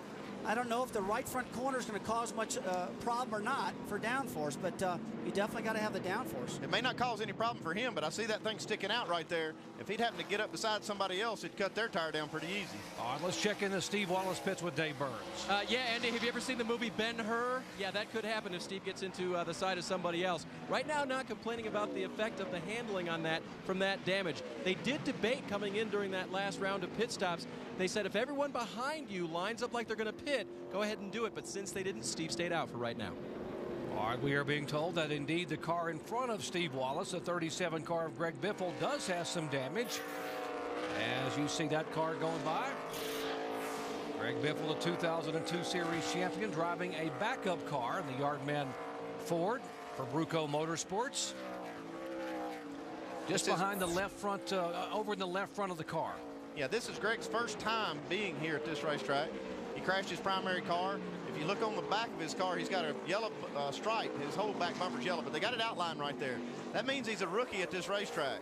Even though he is a Busch Grand National Series champion, they still put a rookie stripe on his back bumper because this is his first trip. Well, I'll tell you what, those two, Steven and Greg Biffle, they've been racing their brains out. Steven's moved himself up the 11th spot, Greg Biffle 10th. But boy, I tell you what, when I saw them all go down into turn one side by side at 180 miles an hour, something had to give. All right. As you see Adrian Fernandez in the Lowe's car flash by, Fernandez, one of the all-time favorites here in Mexico City, now finds his way back in the top 10. He could be a factor. He says, I really want it today for the fans here in Mexico City. There's the top 5. Back with more in just a moment. Hi, I'm Carlos Contreras. We're in Mexico City, so this is my town, okay? Come on, let's go. This is Reforma Street. This is one of the biggest avenues in Mexico. And behind me, this is the Ángel de la Independencia. So it's the biggest monument in Mexico. Ángel de la Independencia means Independence Angel. So Independence Day in Mexico is September 16th. No Cinco de Mayo, no margaritas. Colorful guy. Carlos shares the city with about 20 million people. He's one of the Mexican hopes, as you see the fans. He had an impromptu mariachi in the stands here. Busch Series third ever visit to Mexico City. This is a list of Mexican-born drivers. Fernandez, the veteran here, the kind of the elder statesman of this group, started 17th. He's already moved up to 8th position. Road course veteran Germán Quiroga was another young Mexican driver. He led 3 laps before pitting, and you see Carlos Contreras, who started in the front row and is now running in the 19th position. So fans enjoying themselves in the stands and certainly keeping an eye on where the Mexican drivers will finish. There's been one top 10 finish in the first 2 years here, and that was Fernandez in 2005. Jerry? Yeah, Chris, and I thought Darlington and Talladega had wild crowds. They're having some fun here. Now, Carlos Contreras, his 15th career Busch Series start, his best ever starting spot. He started on the outside front row, and he was thrilled this morning in the garage area when he was told by Armando Fitz, the car owner, he's going to get to run 8 or 10 races this year in this Dodge, and also was told, by the way, he will make his NASCAR Nextel Cup Series debut at Infineon Raceway later in the year. So good things happening for Carlos Contreras, the native of Mexico City. Let's check in his pits with Alan Bestwick. And just update his race doc. You mentioned he started on the front row. Remember, they had the problem on the pit stop where the tire rolled away, and they had to hold Carlos in the pits until they brought that tire back to avoid a penalty. Now the crew chief, Paul Wolf, telling Carlos he keeps locking up one of the front tires in the heavy braking zones, which when you're trying to make a long run on fuel is not going to help you very much when you're winding through these corners. So they're telling him to adjust the brake bias on the car to try and help that problem. That and all that heavy traffic he's in have set him back in the pack. You got a brake balance bar in there. There's a little knob that the driver can turn, and he can actually change the way that thing brakes as far as the front to rear. And when he's locking up that right front, what his crew chief is going to tell him is put a little more rear brake in it. And that way it won't lock up that front wheel and flat spot it, because that can really hurt you a lot. You got to rely on that thing for about 35 laps, so you got to take care of it. Now, Rusty, you got shifters. You got to worry about shifting the car. You got to worry about the brake bias and knobs. How many times do you take both hands off the steering wheel on a road course? Well, you take your hands off, Jerry, many, many times on a road course. Like Andy was explaining, you know, you can adjust that brake balance, and what that's doing is taking pressure off the front wheels and putting more pressure on the rear brakes. So that's a very, very good tool to adjust with. But these guys are on the brakes, gas, you have right foot on the gas, left foot on the brake, and then it's a hand off. The right hand's going to come off onto the steering. Look at him. Hands off, hand back on. Happens pretty quickly. I mean, this is very orchestrated. These guys are. Now let's take a look at Ron's Fellows. His shifter is very, very short compared to the taller ones. The taller ones have more leverage. So when these guys move that handle, it's a lot more leverage. They can get it in gear and make sure they got it in gear that way.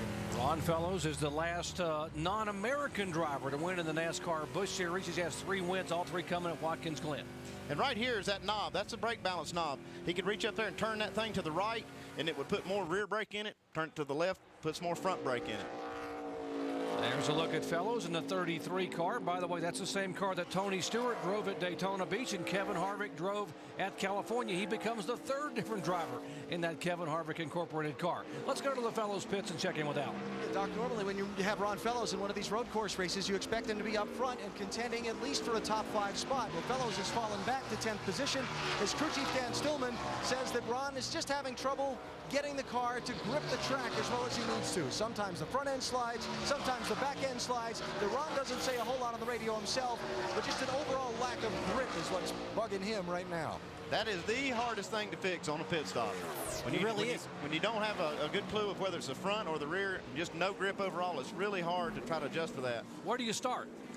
Well, you got to talk to that driver and you say, tell me what's hurting you the most. Tell me one place I can help you the most, and have him dissect it just a little bit farther. And then when he tells you that, say, okay, I'm pushing in turn 1. Well, then fix that first. All right, here's the battle for 8th position. The 5 car of Adrian Fernandez trying to hold off former series champion Greg Biffle. Let's check in with Mike. Well, Doc, earlier today I spoke with Chad Walter, Adrian Fernandez's crew chief, and he said he wants to keep Adrian out of this particular position. He does not want to put him in a position where he has to hold off the competition, where he has to block. That's the exact situation he's in right now. All he's saying about the car is that it's a little bit loose in turns 7 and 8. Otherwise, it's okay. But keep this in mind. His tire's a little bit older than most of the cars out there. He has not been down pit road since lap 8.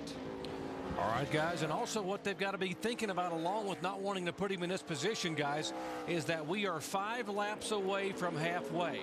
All that fuel strategy could come into play. Remember, our leaders have only made that 1 pit stop. Greg Biffle now riding behind Fernandez. Rusty, what's he thinking about?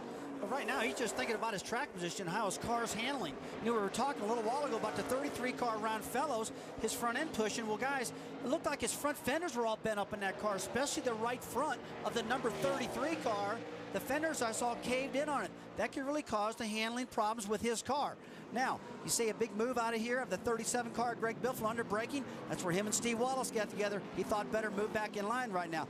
That braking zone into 1 is what's tearing these fenders up, and you really got to be careful getting in this high-speed corner. One thing, Rusty, that they might think of is try to save the brakes for about a lap here, get them cooled down now. Since they've been using them a lot, they've kind of heated up. If he saves those brakes enough, maybe he could make a kind of a dive move on that, on him going in, on Fernandez going in 1. Oh, you're absolutely right, Andy. If you don't have the confidence going into turn 1 with a good solid brake pedal, would have really stopped that car good.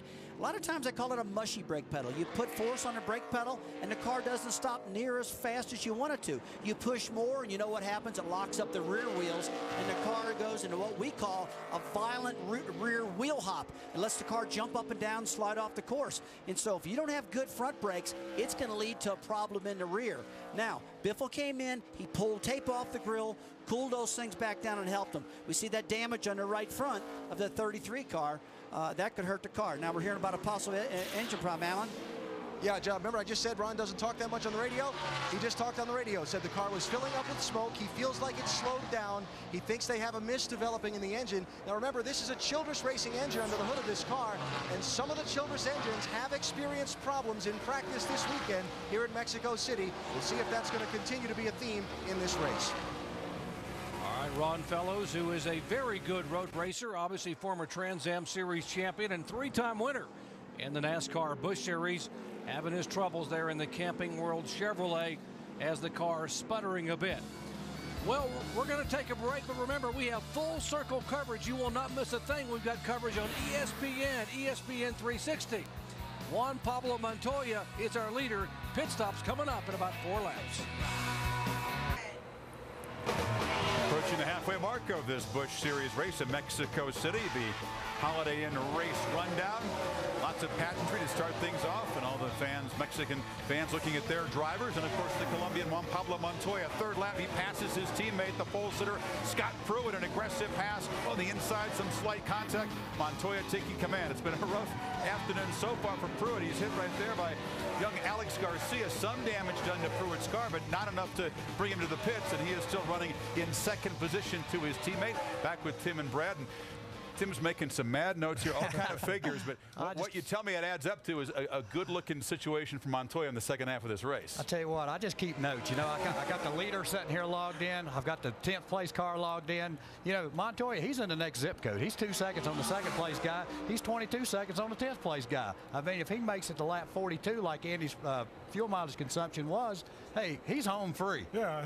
Catch him out. Well, Denny Hamlin and Scott Pruitt both look good. I mean, they do have an opportunity to catch up, but Montoya is so smooth right now. As you watch him work his way around this racetrack, he looks effortlessly in his attempt to stay out front. He just looks great. It was at this point in the race a year ago that Denny Hamlin took control, led the last 40 laps, and he said his car is getting stronger and stronger as the afternoon goes on. Ron Fellows, the Canadian 3-time winner of the Busch-Watkins Glen race, having some trouble just coming out of the pits as we check in with Alan. Yeah, we documented the developing engine miss on this car a minute ago, Chris. They just brought the car in earlier than their planned scheduled stop, lifted the hood, did not change the tires. They didn't find a plug wire off or anything. They think they might have a valve spring that's failed. The Childress guys have had some problems with engines this week, and I talked to them. They said it was like valve related. A lash cap, a little thing that goes right on top of the valve. They've been breaking those. It's probably RPM related. And the 21 car's in. This is probably a planned pit stop. This is the car that we saw early in the race pit on lap 1. And that means he's getting really good gas mileage. We can see it's 40 laps to go. They feel like that they can make it to the end with the fuel they have. Dave Burns? And of course, they will need some. They may need some caution lap helps as well, Andy. And so we'll see how that works out for them. But now the best thing would be for all the guys to have to line up behind them, pitting after them. Like you said earlier, it's the first guy to pit last, and that guy is P.J. Jones. He hopes that car very good for P.J. right now. Slight chassis adjustment on this stop. Okay, he's in the catbird seat right now. If the caution would happen to fly, he would be in the catbird seat because these guys here, he would be able to close right up to them and they would still have to make a pit stop. So that's how this strategy works. If you're the first guy on pit road, it can put you in the catbird seat in case of a caution. Let's remind the viewers now as you watch the P.J. Jones cars come back up to speed, the AutoZone 21 car, Richard Childress, that are leaders, by the way, Juan Pablo Montoya and Scott Pruitt, the top two cars pitted on lap 10. It wasn't until lap 12 that the third place car, there is Pruitt, or Pablo Montoya, that Denny Hamlin came in on lap 12, and Carl Edwards, our fourth place car, Andy, pitted on lap 16. Well, I'll tell you one thing, guys. You know, Juan Pablo Montoya is doing a great job driving this car, but you really got to give credit to Brad Parrott for setting this car up. Brad has got this car handling fantastic, and Brad and Juan Pablo have been getting along so good. And I'll tell you what, it's a great combination. You can see he's got a big lead right now. Let's check in the Montoya pits with Jamie Little. Well, Doc, what a disappointing season so far for the Juan Pablo Montoya crew. 39th is their best finish at Fontana today. What a turnaround. They have been dominant from start so far. They're going to come in about lap 45. That's about 4 laps from now. He's saying his car is a little loose. He's losing that rear end in the corners. But, guys, can you imagine if he takes home a victory today? It would by far be the best finish for Juan Pablo Montoya in NASCAR. Doc? Juan Pablo Montoya, remember he won the 24 Hours of Daytona as a co-driver. 3 laps, 28.80. Awesome lap time, buddy. 29.15 behind you. Brad Parrott talking to his driver, telling him they're going to pit in 3 laps. And we mentioned 4 tires. As the 28 car had an off-road excursion, Herman Quiroga Jr. And this is just what these guys don't want to see when this 21 car pitted. That put him in a really good spot here in case this caution comes out. And they don't want to see the caution flag fly right now. If he'd have to tear that wheel up and rubber start flying off of it, be in trouble. Here's Carl Edwards in, Alan Bestwick. Well, it's a phrase that Dave used before, be the first to pit last. Carl Edwards' team, Chief Pierre Cattell, going to try that here. A 4-tire change on the 60 car. Had a very strong, very clean race so far. Kept the car on the course, as has been his goal all day. Smooth looking stop. Now they'll see how the track position sorts out when everybody else pits. Dave? Alan, Steve Wallace running 11th comes into pit. Damage showing on that car. His car was loose in every direction. That means it wanted to spin out on him. A 4-tire change and chassis adjustment for Steve. Here's a look at the 17 car on pit road. That is Michel Jourdain Jr., the Mexico City native who had to go all the way. One lane, right by the 66. Follow the 66. Good job, guys. Follow him out. As he started at the back of the pack and worked his way back to the front, just makes his pit stops with 38 laps to go. And here's Herman Quiroga, who had the problem with the right front tire.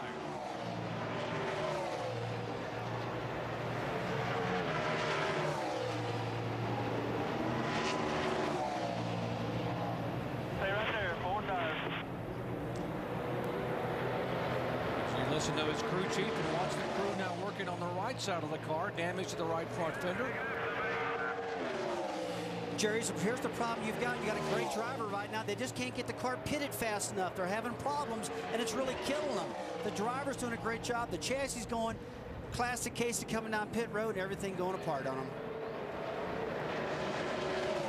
Well, here comes Jorge Getters, the former record holder and pole sitter in 2005. He heads down pit road toward Alan Bestwick. Pitting from the 6th position, Doc. Remember, they had a little bit of a slow stop last time. This is where a pit crew gets a chance to redeem itself, though. The last stop of the race. If you can bust off a terrific stop here, gain your driver back some track positions, you can go home at the end of the day feeling good about your day's work. Going to be the 4-tire change here. Fill it up with fuel as much as you can get in that car. Crew Chief Stuart Cooper telling the team to hold the car until they get the car full. They've sent him away with an air pressure and wedge adjustment. All right, Jorge Getters, the reigning champion of the Mexico City Top Touring Series. And they are trying to hustle, Andy Peter. You have seen how difficult it is. Watch the jackman here for Carl Edwards. Well, he trips right over, looks like the air hose, and not a lot of room over there against the wall, but he recovers real well, gets the jack down, gets the car up. These guys get some tires on it, and they try to minimize the damage, get back out on the racetrack. No real harm done, just lost a little bit of time. And there he is. He's back up on his feet. These guys are definitely athletes. Unfortunately, NASCAR mandates that they wear helmets. Here are a couple of other cars coming down pit road. We're also being told they're going to bring a pass-through penalty for the 66 car of Steve Wallace. Here's the 9 car of Boris Said. Jamie. Boris Said, as we reported earlier, he lost that shifter knob. They weren't able to put it on. He's still shifting without it. So far, the team is really happy with him in the car. They're sticking to strategy. He wanted to linger in the top 4 to 5 position. The last 20 laps, he said, look out, because he's going to take over. He wants to bring it home for his first Busch car win. Right. Marcus Ambrose has had some trouble adjusting to the Busch Series. A week ago, he described California as the toughest track he's ever been on. This week, though, he said it's the first time he'd ever been comfortable. It's showing. He's in the top 5. Alan? And more pit stops continuing. This is Carlos Contreras. Remember a little while earlier, they told him to adjust the brake bias because he was sliding the front tires. Well, not being familiar with driving these cars every week, he put more... 2 rounds back in there. He put more rear brake into it instead of more front brake, and so he slid the front tires even worse, and now he's undid that adjustment, and you see they've had a little bit of trouble on the stop, and that's not going to make anybody. And frustration. Here comes a leader, Juan Pablo Montoya, coming down for what should be his final pit stop for the day. Jamie Little. That's right. As I said, they made an air pressure adjustment. He was losing grip in the rear. 4 tires and full fuel is expected. Brad Parrott on top, making the call right now, timing that pit stop. Like last year, guys, this race was won and lost on pit road. And like you said, Doc, this hopefully is Juan Pablo Montoya's last trip down pit road. Mike.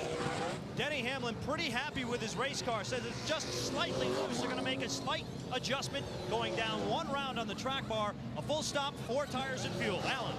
And Scott Pruitt pits from 2nd place. His crew chief Brian Patty telling me seconds ago they're going to try and help the balance of the car. He's sliding the rear tires, but to be able to keep up with Montoya, he's going to get off pit road and stay ahead of Hamlin there. Boy, these Ganassi motors better be pretty tough, because I heard both the 41 and the 42 up against the rev limiter sitting there on the jack, so hope they hold up good. Now, when you're up against a rev limiter, what happened? What's happening with the engine? Well, what happens is they've got a little control box in there that doesn't let the ignition won't let the engine turn but a certain amount of RPMs, 9,000, 91, 9,200 RPMs, and that's where that motor went right up to, and then the ignition caught it. You could hear it, hear it missing up there in that high RPM. And that is not good for the valve train at all, Rusty. You've heard that before. Yeah, it's not good at all for the valve train. A lot of times what happens if you bring that engine up against a rev limiter, it starts misfiring, it tears up timing chains, it tears up a lot of things. It's just for protection. It's not to lean on and let the motor just beat itself to death against. So, some guys are good at it. Okay, we see the 37 car. Looks like he's getting ready to slow down and come down pit road to Greg Biffle. Biffle's done a great job with that backup car. Greg Biffle, the 2002 Series champion, as you mentioned, Rusty, the backup car, and he will come down. It should be his final pit stop as the Bruco crew. He heads down toward Newton Moore, but Mike Massaro is there.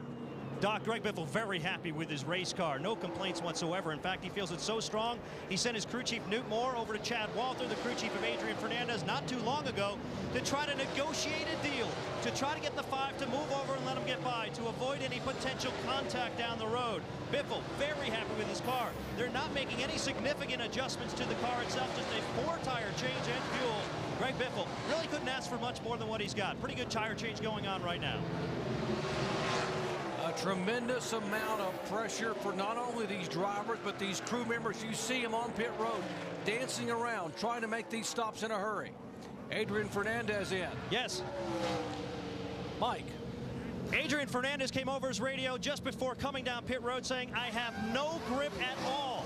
Chad Walter, though, discounting that information, saying there's nothing really wrong with the car. He just feels that the tires are so old, and that's the problem. Just a 4-tire change, a slight air pressure adjustment for Adrian Fernandez. 4 tires is about the only adjustment you can make for no grip.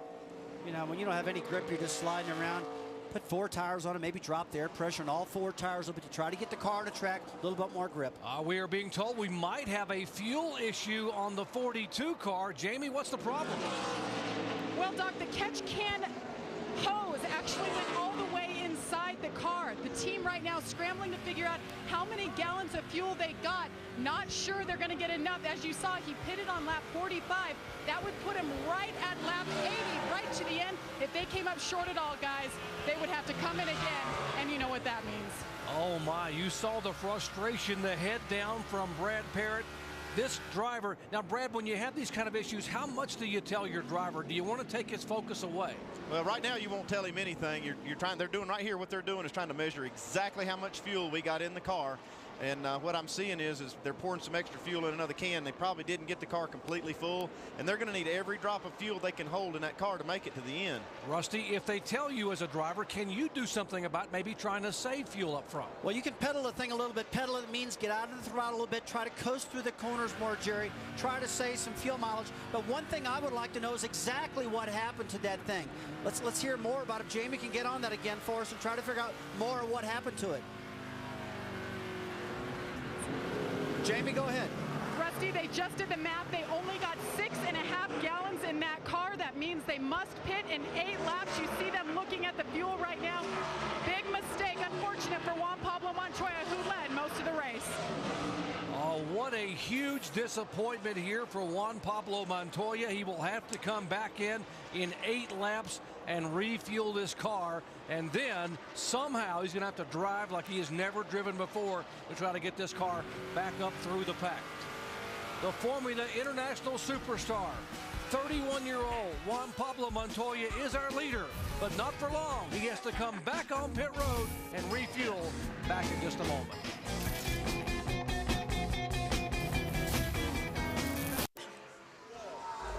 This live telecast from Mexico City is available on ESPN2 HD, presented by Vizio. On board the 42 car of Juan Pablo Montoya, live NASCAR Busch Series action from the Autódromo Hermanos Rodríguez road course. Take care of your tires. And that is the word from Brad Parrott. And here is what happened just a few laps ago on this pit stop for Juan Pablo Montoya. Okay, we see the catch can man. He grabs the first can and pulls it away. We can see it's pretty heavy, and all this gas flying out. He must not have the fuel can is not engaged. He's got it in his hand. That overflow can has to be engaged to vent the fuel cell so the fuel can go in the car. And we are being told they got less than 10 gallons, approximately 8 gallons. Let's find out what exactly happened here. Jamie is standing by with the crew chief, Brad Parrott. That's right, and Brad is the man we've been hearing on the radio with Juan Pablo Montoya. Brad, what happened exactly on that last stop? Well, the overflow tube has gone out of the car. It's held on by a hose clamp, a 15-cent hose clamp, I'm sure. And yes, 3 laps. Yeah. I'm sure, I just can't believe it. You know what I mean? Just, I don't know if a caution will come out in the next 3 laps, but we're going to come in. I'm not going to take a chance in running them out of fuel. So we're going to come in and not take any tires. Got to raise the deck lid, put the hose back through the hole, and put the catch can in. Is this something you guys think you can get figured out to make it to the end of the race? Oh, yeah. We're going to fill it up right here and be good for the end of the race. Hopefully we'll get a caution or 2 and get back up through. All right, Tim Brewer, they're coming in 3 laps. Come on, Shifty. Hey, here we are, guys. Just look, a tank shot right in here. Here at the Navy car, what they're elaborating on, there's a valve in here. You can see this ink pen right here. When I push this pin in here, it opens this flapper door up. Apparently what happened, this hose clamp right here fell off. This valve fell down inside of here. Therefore, the guy sitting putting the fuel in the car right here, if you don't open this valve up to my left hand, you don't get any fuel in. Bad break for these guys. Thank you very much, Tim Brewer. For more information, you can log on to ESPN.com, search word Autotech. And our Chevy exhibition car down there with Tim Brewer, our crew chief emeritus. And guys, how many times does like a 15-cent part cost you a race? I tell you, that's unbelievable for something like that to happen. I mean, this guy is just wearing this field out. He's flying around this course. Him and Scott Pruitt are just putting a schooling on these guys out here in this track right now. Montoya is just absolutely class of the field. The car's handling perfect. But to come down and stick the catch can in and the whole hose falls in, just like you said, Jerry, this hose clamp was not tightened, and that's what caused this problem. It's hidden back up with the deck lid, and you know what, Andy, it's not one of those items you really always seem like you're maintaining on a daily basis, is it? Hey, bud, next time by. Fuel, we're going to raise the deck lid. You'll go on me. 28.54. It actually is something that's on the checklist. I'm sure every single part on that race car is on the checklist. Car will be looser because we're going to fill it up with gas on older tires. All crash. Here's the 13 car that has come off the track. Todd Souza, the Watsonville, California driver, and a caution comes out, full course caution, and what a huge break for Juan Pablo Montoya. It's going to be a great break for him, but he's still going to have to race by a lot of cars because I don't think you'll see all these leaders on pit road. Now, right of your screen is that's Chip Ganassi, left Felix Sabates. These are the two co-owners of the Montoya and Scott Pruitt cars. We're changing 4 tires now, guys. We're changing 4 tires. We're going to change 4 tires. I want 1 tire carrier. 4 tires, 1 tire carrier.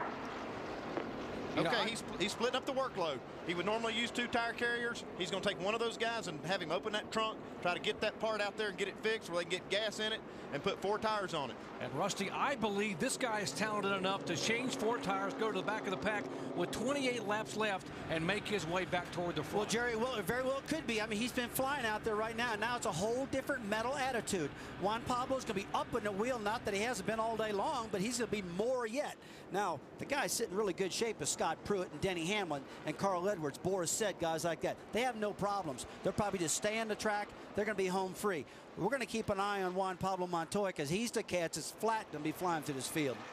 Let's quickly show you while we are under yellow once again. Watch the 13 car, the top left side of your screen, as there is contact right there in the 13 car if Souza goes around. Pit road is closed. Stay out. All right, you heard Brad Parrott tell his driver you must stay on the racetrack. There again is the spin, the contact with the 13 car and the 27 of Jorge Getters. And Souza goes around. Now, because pit road is closed, they're going to have to make one more lap before this pit stop. We'll take a quick break and come back and see if Juan Pablo Scott could get this car fixed in a hurry. Back in a moment. Back in Mexico City, critical events, lap 45. This was supposed to be the final pit stop for Juan Pablo Montoya, but they can't get fuel in the car. They're shaking. He leaves pit road with just 8 gallons. Lap 52, this contact between the 27 of Jorge Getters and the 13 of Todd Souza may just have given Montoya a chance to come back and have a shot at winning this race. We are under caution here with NASCAR Busch Series live coverage in full circle coverage in Mexico City, Mexico. 27 laps remain here, and the international road racing superstar will be headed to pit road here momentarily. As soon as y'all see the gas in the hole, because I want less gas, because we are hauling butt right there with less gas. We don't have to fill it up now, because we got 26 laps to go when we take the green. Okay? Or do you want full of gas, Juan? 10-4. 10-4. Just leave the trunk up, leave the trunk open, and when you see it come in the hose, pull it out. Do you hear Brad Parrott telling his crew, getting everyone to know their jobs? And Andy, he said, do not fill it up. Do you agree? I don't agree with that because I don't know how you can try to time that to hit it just right. At the problems they've had here, I want to make sure I got enough fuel to get to the end. And that's the only problem because you don't know how much is going in it. But boy, his car's running fast with not much in it. That's what he was talking about. Here's the critical pit stop, Jamie Little. He's hauling ass right there. Juan Pablo Montoya enters his pit box right now. Remember, guys, we're on a road course. It's backwards, and these guys are changing up their strategy. 1 tire carrier instead of 2. Now, what Brad Parrott told the team to do, leave the trunk open, find the actual hose that fell in, get that out. You guys make the adjustments. Juan said, go ahead. Either you guys fill it up or you put just enough for 26 laps. You can see it. It's going to take a little bit more time on this stop because of the 1 tire carrier. Looks like they got the fuel hose out that went in the trunk. They made it. They're still having problems. It's in and he's out, guys. Juan Pablo Montoya is out and away. As they have a very deliberate pit stop there to make sure they get everything done with the car. He cannot make a mistake leaving pit road at 35 miles per hour. And now, Rusty Wallace, if you're Juan Pablo Montoya, and this has happened to you, I know it's happened to you in your career, you're at the back of the pack, you've got some laps, but you've got a long way to go and a lot of traffic to get by.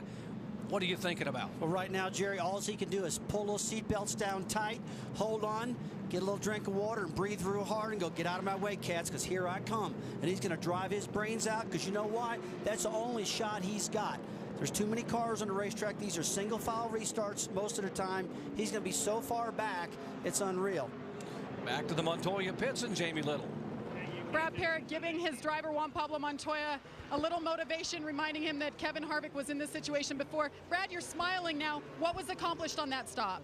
Well, we got the overflow hose back where it belongs, and you know, Mark Rhett, my car chief, he stuck it in there and didn't pay attention to see what happened. We'll check it out after the race and see if the hose clamp broke or whatever. But it's going to be interesting. Did you get enough fuel to make it to the end? Yeah. I actually didn't even fill it up because we ran a 27 something, and it was a second faster than anybody ran. So just real proud of this whole race team, and we can't catch a break, but I want to tell my grandmother and everyone at home I love them. All right, guys, we'll sit back and wait till the end to see what happens with the 42 of Juan Pablo Montoya. Thank you, Jamie. You know what? I've seen Juan Pablo Montoya. I was there the day he won the Indianapolis 500 in his first ever trip there. I watched him win the premier Formula One event in the world, the Grand Prix of Monaco. He did it by climbing up on that steering wheel and refusing to lose. Now, he is in the back of the pack, but I would never count this guy out with 26 laps to go. This is going to be one heck of a shootout. Well, he's had it his way up front all day, but now he's going to have to pull those belts tight, just like Rusty said, and he's going to get on with it. It's going to be a lot of fun to watch. Jerry, his car has been so fast. It's just amazing how quick his cars run around a racetrack. And it's a combination. You know, every good driver will tell you there's no I in a race team. It takes good engines, good aerodynamics, a good crew chief, shock specialist, and it's all come together right here at Mexico City. Now, he's behind. He can't give up. He's got to be relentless. We know his car's running quick. Here's the problem, though, guys. He's got clean air. He's up at front.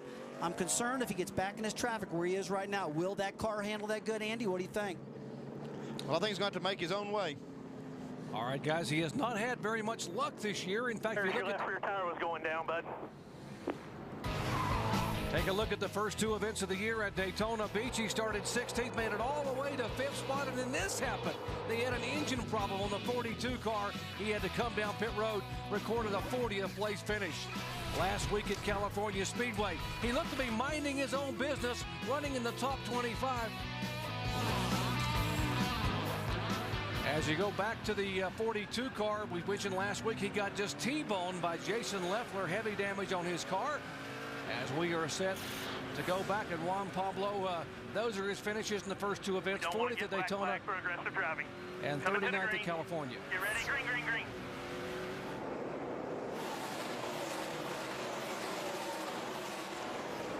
All right, Jerry, right now it's all about outbraking these guys. Montoya's going to have to outbrake everybody, getting into turn 1, turn 4, wherever he can take it. That's where he's going to make his ground up.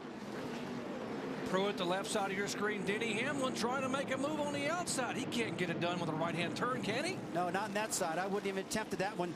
But, you know, Denny wanted to get in front of him because he's been bumper to bumper with the 41 car of Scott Pruitt right now. He's thinking, hey, if I can get it done now, let's get it done.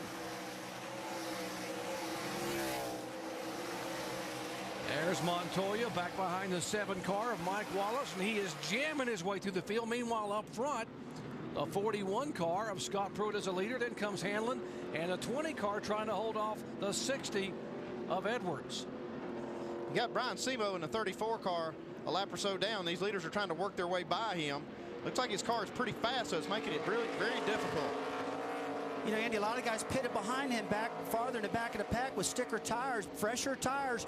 You know, that might really play into play late in this race if a caution flag does come out to close him back up in the front with those better tires. So a lot of things unfolding here today at Mexico City. Man, there's so many, it's hard to keep up with them. They head into turn 7 and 8. Simo, the former Trans Am Series champion, was trying to stay on the lead lap. Now he will go into the lap down as Pruitt flashes by. And on the inside, the 20 car of Hamlin also able to get by. Here comes Edwards moving by the 34 of Simo.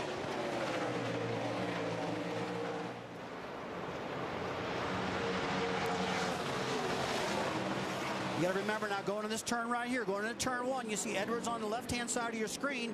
It's all about out-braking, getting in the corner. Boris said right on his tail right now through turn 1, getting ready to exit turn 2. Now here's where you got to have a lot of head of steam to get that momentum down the back straightaway. Off of turn 3, you see Boris right on the tail end of Carl Edwards.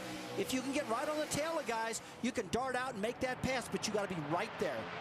These guys have been patient early in the race, but we can see the patience wearing a little thin here as the race wears down to the end.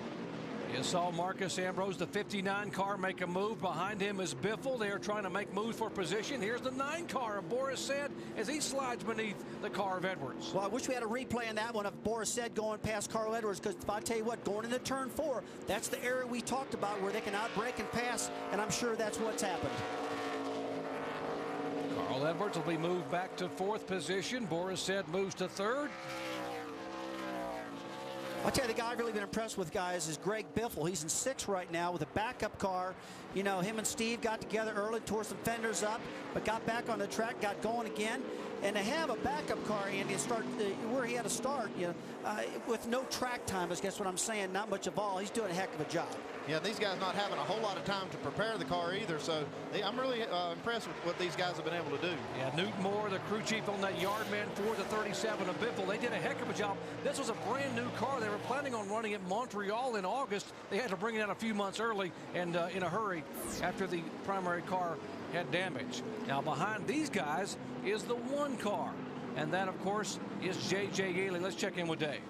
And he's having a great day, Doc. JJ has pitted so that they are just about 1.5 laps to the good for the end of this race. His car running very well, and if the Mexican fans here were looking for somebody else to cheer for, well, JJ's maternal grandmother was 100% Mexican, and he was introduced with a sombrero on today. They know who's in the 1 car, and they're rooting for him too. All right, thanks, J.J. Yaley, one of only 2 drivers to record 2 top 10s on road course events a year ago. Kevin Harvick was one of them, and J.J. Yaley, who finished 4th here at Mexico and 9th at Watkins Glen. Very good on the road course. I tell you, I'd like to give a shout out to Stephen Light also. Stephen's done a great job. He's in 10th place right now, and he's right on the bumper of Adrian Fernandez, one of the best drivers in the country, that's for sure. You know, for a kid that hasn't had much time on a road course, Andy, he looks awful good to me. I'll tell you, you show me a driver that can race good like this on a road course, and he just shows he's got a lot of talent. So, you know, you look at the great race car drivers, they can all race well on a road course. You know, it's a great year for Robert Yates Racing. He has really aligned himself with some great drivers, you know, with Ricky Rudd coming back. David Gillian driving his car, and now Stephen Light in the Busch Grand National effort. He's looking at the fenders. There's no dents on it, there's no scratches. The kids kept everything out of harm's way today. And hey, we're getting 23 laps to go, and he's took care of his equipment. That's what you got to do, man. All right, with more on Stephen Light, let's check in with Mike Massar. Well, I think you guys hit the nail pretty much on the head with Stephen Light, a very poised individual. He said coming into this race, his #1 strategy is go slow to go fast. He needs to stay on the race course. Nothing special, nothing flashy, just stay on the race course. Before this weekend, Stephen Light had exactly 10 laps of road course racing in a Busch Series car. Not a heck of a lot of experience. So this week the approach was not really to make a lot of adjustments to the race car, but put a lot of laps on it during practice. Stephen Light took 50 laps during practice, and it appears it's paying off, guys. And Mike, those 10 laps came at Watkins Glen a year ago, but they had engine trouble. We didn't get to finish the race. He told me the last time I competed on a road course was when I was 15 years old in a go-kart. That's how long ago it's been. This kid is doing a heck of a job. He's getting a good lesson right here. These are 2 of the best road racers, and Adrian Fernandez and Michelle Jourdain, and they're giving him a little lesson, and he's going to learn how to get around this racetrack and try to pass them, because he's got a better car. Man, I'll tell you what, I remember a long time ago, I used to go to Daytona. I didn't know how to drive Daytona, and I still wasn't the best at it, but I used to watch Cale Yarborough and Bobby Allison and guys like that, and say, hey, kid, shut up and follow me. You know, and that's exactly what Stevens right now. He's following a lot of really good drivers out there, keeping it on the course. And, you know, it's really hard to learn road racing unless you can just get out there into action and follow and see what everybody's doing and make the moves where your car will make the moves instead of somebody telling you what to do. But, you know, the course here at Mexico, flat like it is, it's a good course for these guys to learn at. Look at Montoya, man. He's flying through this field right now. And we get another caution here. He's going to get caught up, guys. Guys, he moved into the top 15 a moment ago and now is battling his way up toward 12th position. So Juan Pablo Montoya has come from the back of the pack to a 12th spot. And guess what, guys? We still have 21 laps to go. Now, if you're the crew chief, Andy, are you concerned about him using up his tires because he's driving so aggressively? Well, you just got to use them for all they're worth. It's 20 laps to go, 21 laps to go. He's got to get it done. He's got to pass a lot of cars. You just tell him to try to take care of the equipment. Well, I'll tell you one thing, Andy. If I was Stephen Light's crew chief, you know what I'd say? If you see Montoya coming, I'd say, hey, kid, get out of the way, because here he comes, because he is not going to slow down. Once he gets to the 90 car, he's going through the 17 car. He's just going to keep on getting it. All right, Juan Pablo Montoya is on the march. He is a driver possessed. Now he's getting to some cars that are very good, and he knows that these fans here in Mexico City would love to see a Mexican driver win, but they also have a tremendous following for this Colombia South American driver. Incredible fan following here at NASCAR Busch Series action from Mexico City.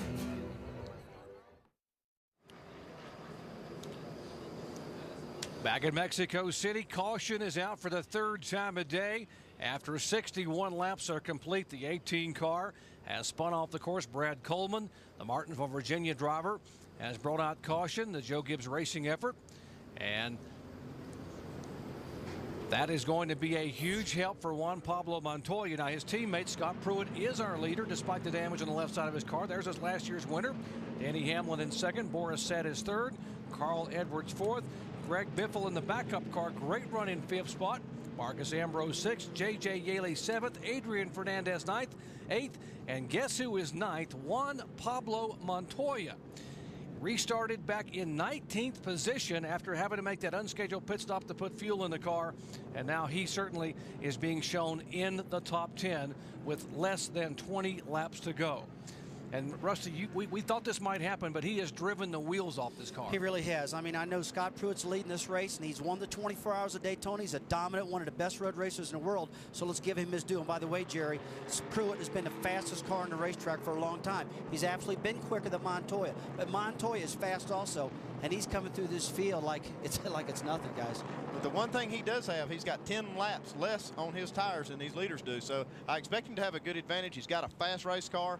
I expect him to really bust up through here. Well, with those sticker tires being a brand new tires to give you more grip on the racetrack, that is a big advantage over the leader, Scott Pruitt. Now, he was able to pass a lot of cars, but now he's gotten to some guys in front of him that are very good road racers. Adrian Fernandez, who, by the way, is a very good friend of Juan Pablo Montoya's, is right in front of him, you know, in the 8th position. So he's not going to be able to scoot by some of these guys as easy as he did some of the others back in the pack. You're exactly right, Jerry, but although he was outrunning Adrian Fernandez that last lap by 1 second, that's what those fresh tires, like Andy Petrie just told us, do for you. And let's get me interested to see what Juan Pablo does, because I know he's a man possessed right now. You see his accomplishments in racing.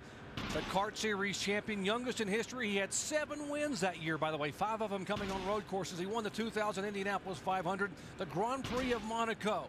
His best finish to date in the Busch, 11th last year at Memphis. That could change here today. All right, we get ready to talk to our in-race reporter, Rusty Wallace. Let's talk to Juan Pablo Montoya. Juan Pablo Montoya, Rusty Wallace, ESPN. You got us? Clear, copy, loud and clear.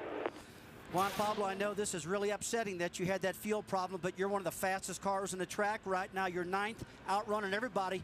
We really believe you got time to get it done. Are you feeling a lot of pressure? Well, I'll tell you, Rusty, I got to say everybody, spectacular in Dodge, and here in Mexico itself has done an amazing job.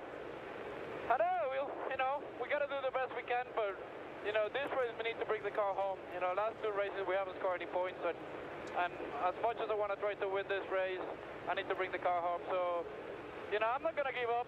If I have a chance to get past everybody, I'll tell you, I'll take it. All right, buddy, you got fresher tires than anybody in front of you right now. You got sticker tires on your car, not many laps. You got the equipment you need. We're pulling for you. You're exciting to watch, so we'll get off the air right now and watch this thing happen. Yeah, thanks, Rusty. All right, Juan Pablo Montoya, if you just joined our coverage, had to make a second pit stop because they couldn't get the car full of fuel. He was leading when he came back in, went all the way back to 19th spot. It's found his way into the top 10 here. And Andy Petrie, that is so disheartening for a crew, but you can't really let the driver know, I guess, how frustrating that is. I think Brad Parrott did a great job of getting his guys. Once you have that problem, you got to rally them around here, do the best you can, make the best recovery possible. They got the car full of fuel, or they got enough fuel in it to make the finish. They got fresh tires on it. They've done everything they can to put themselves in position to win.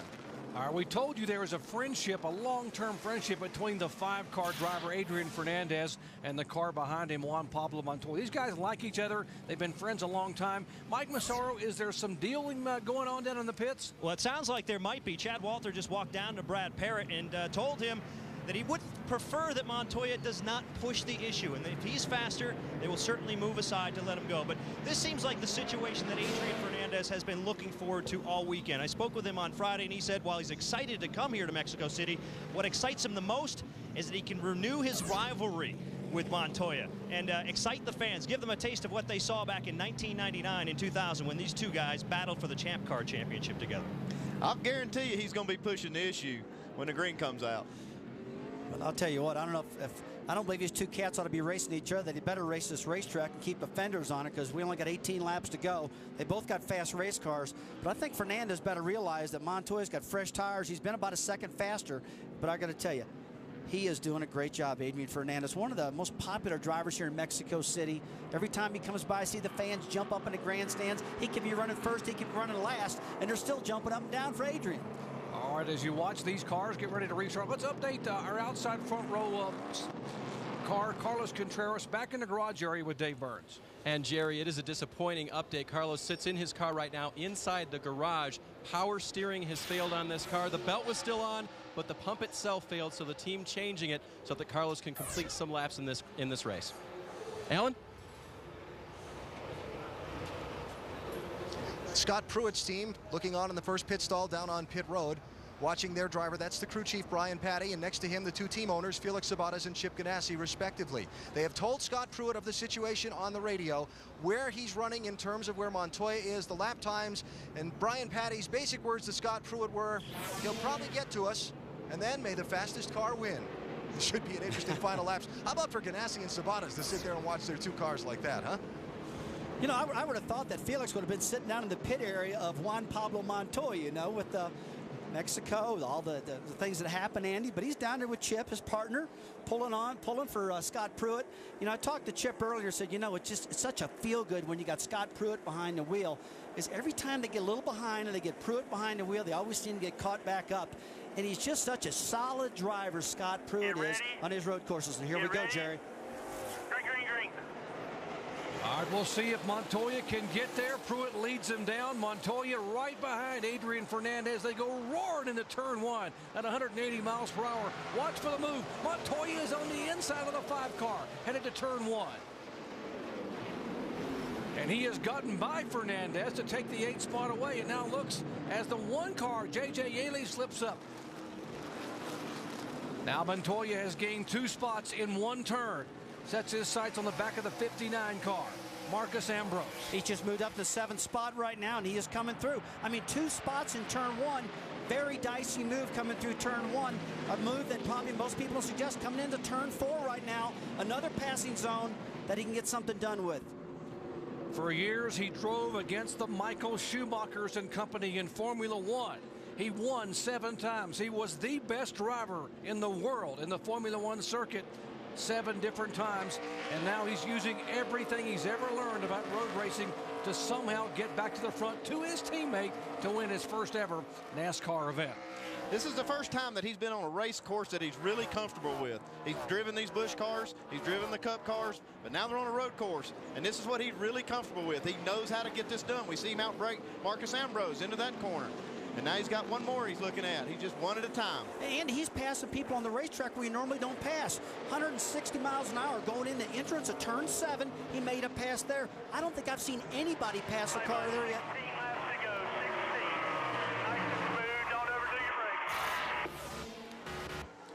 This is one talented race car driver. Now the question is going to be, as he continues to move up now in the 6th position, he sets his sight on Greg Biffle. Biffle's not going to give him a lot of room. He gives him just enough, and he takes the 5th spot away. Man, I'll tell you, Montoya, he's driving like he's a cat with a mouse bolted on the hood of that car, and he's just going for it, man. And Greg Biffle, now this guy's not scared of nothing, but he saw Montoya. Hey, we got to spin Marcus Ambrose off the track. Will the caution come out? Will be a local caution. Hold on, stop. Now go. Full course caution. Caution's out again. That's good for him. He's caught back up more yet now. We see Brad Parrott put his hand up there, but this is actually a pretty good break. He'll be okay here. That'll close him back up, and he'll be able to go back to work. And there is Felix Sabates and Chip Ganassi saying, well, now we've got one car leading the race, and we got another one that's going to become a real factor here. This is going to get very interesting. So Jerry, what's up with that? Montoya's catching them. The two car owners go, oh, my gosh. And Brad Parrott goes, oh, my gosh. That's a good thing, guys. All right, let's show you why we are under caution. The 59, the Matchlight charcoal car of Marcus Ambrose goes all the way around, does a nice job of getting it spun around. Adrian Fernandez missing in the 5 car. Ambrose does a double Joey Chitwood spin and still keeps the car in gear. On board with Michelle Jourdain, the Dish Network roof camera.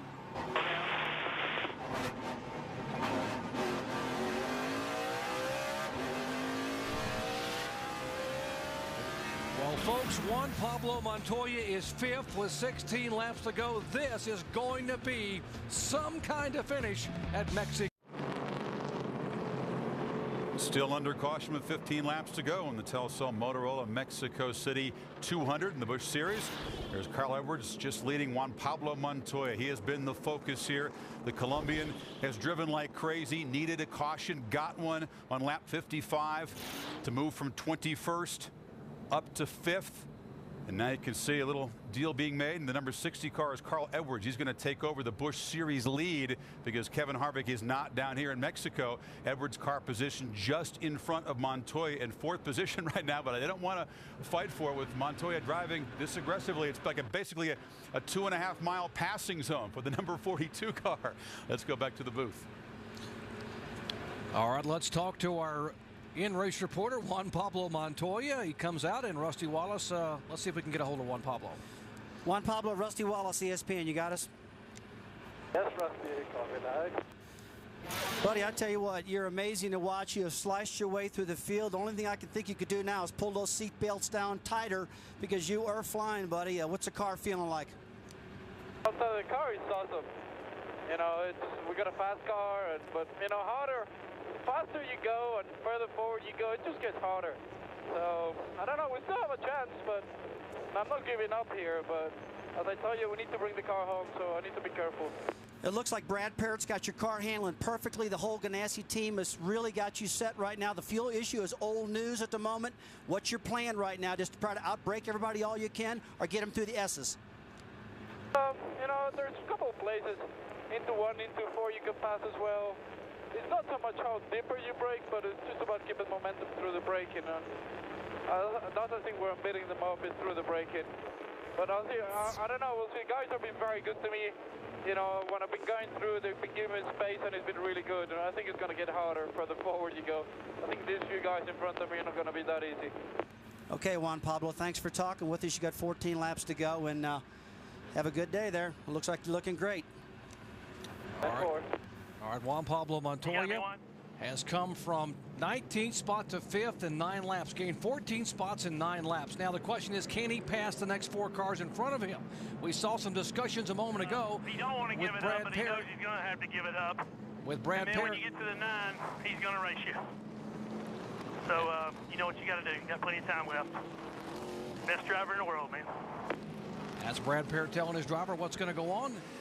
Let's check in with what actually was discussed with the 60 car, Alan. Just the radio traffic to Carl Edwards from his crew. Carl said he did not want to let Juan Pablo by, but if he passed him cleanly, he wouldn't fight him. Carl is thinking big picture championship. You see Jack Roush there, the cat in the hat in the middle of the screen. Carl doesn't want to give up anything on the racetrack, but he doesn't want to get roughed up from behind either by somebody in a hurry to get through. And the big picture is that Carl Edwards came into this race just 15 points behind Kevin Harvick in the NASCAR Busch Series point standings. Harvick did not come. He's running a limited schedule this year. So Kevin Harvick should leave here as the points leader if he doesn't have a problem. Well, I'll tell you what, Carl Edwards knows the best way to get crashed is to hold up a guy behind you that's faster than you. So he'll be paying attention. I don't think he's going to give him too much trouble here because he knows Juan Pablo Montoya's car is faster than his. You know, I totally agree with you, Andy. That's for sure. But, you know, we're at Mexico City, man. We're only 3 races into the year. I know it's thinking about points, but if I was Carl Edwards, I want to win this race, Jer. I tell you, he may be able to get by the 60, but my question is, when he gets to Boris Said, Boris is not going to move over and give him any room whatsoever, because Boris wants to win this race for the 9 car for Ray Evernham. So does Denny Hamlin. And what about his teammate when he gets up there to the front, if he gets there? Now, you better remember about Denny Hamlin. He won this race last year. Denny's got a great car. We haven't been talking about him much. It's because he's been solid as a rock back there behind Scott Pruitt. He's another one of these drivers that, hey, he's got it covered. He knows what he's doing.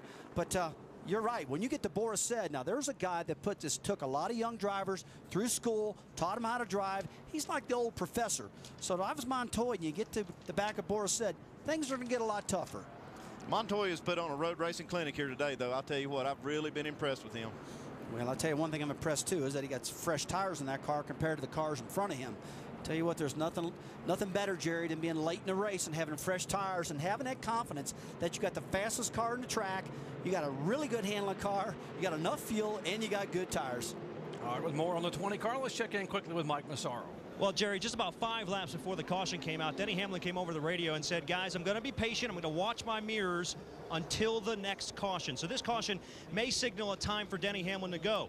Although, just a few moments ago, he expressed maybe a little bit of concern. He came over the radio and asked, is the 60 going to let Montoya by? It seemed as though Hamlin was not all that happy if there was a deal brokered. Doesn't seem like Hamlin wants to hold off Montoya if that situation materializes.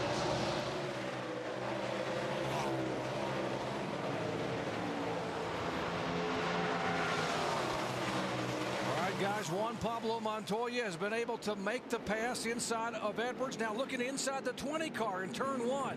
Hamlin on the outside. He has a preferred shot to make the left-hand turn. Oh, on the ripple strips, and Hamlin holds on to the spot.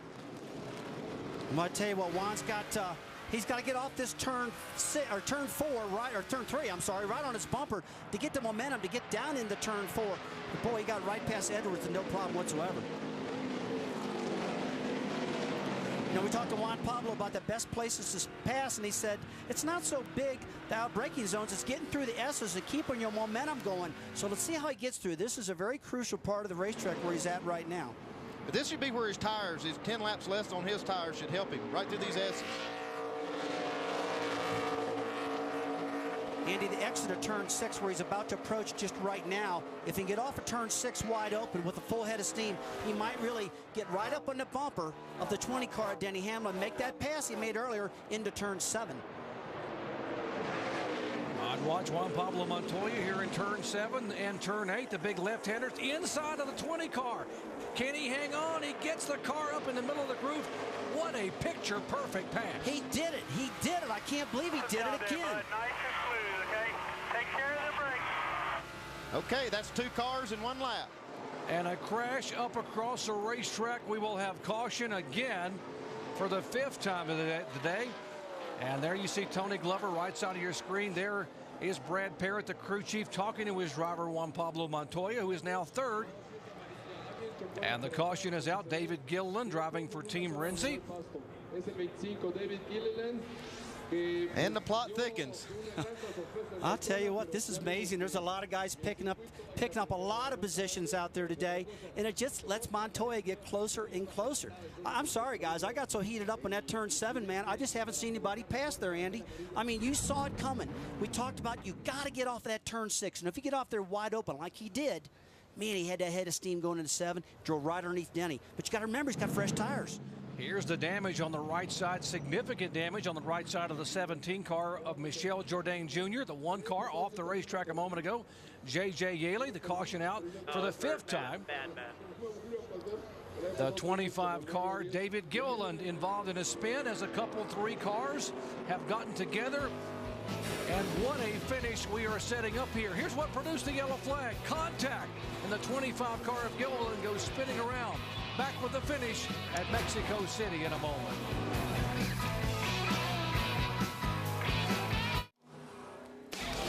ESPN's presentation of NASCAR Busch Series at Mexico City, brought to you by Verizon Wireless and by NASCAR Hot Pass, only on DirecTV.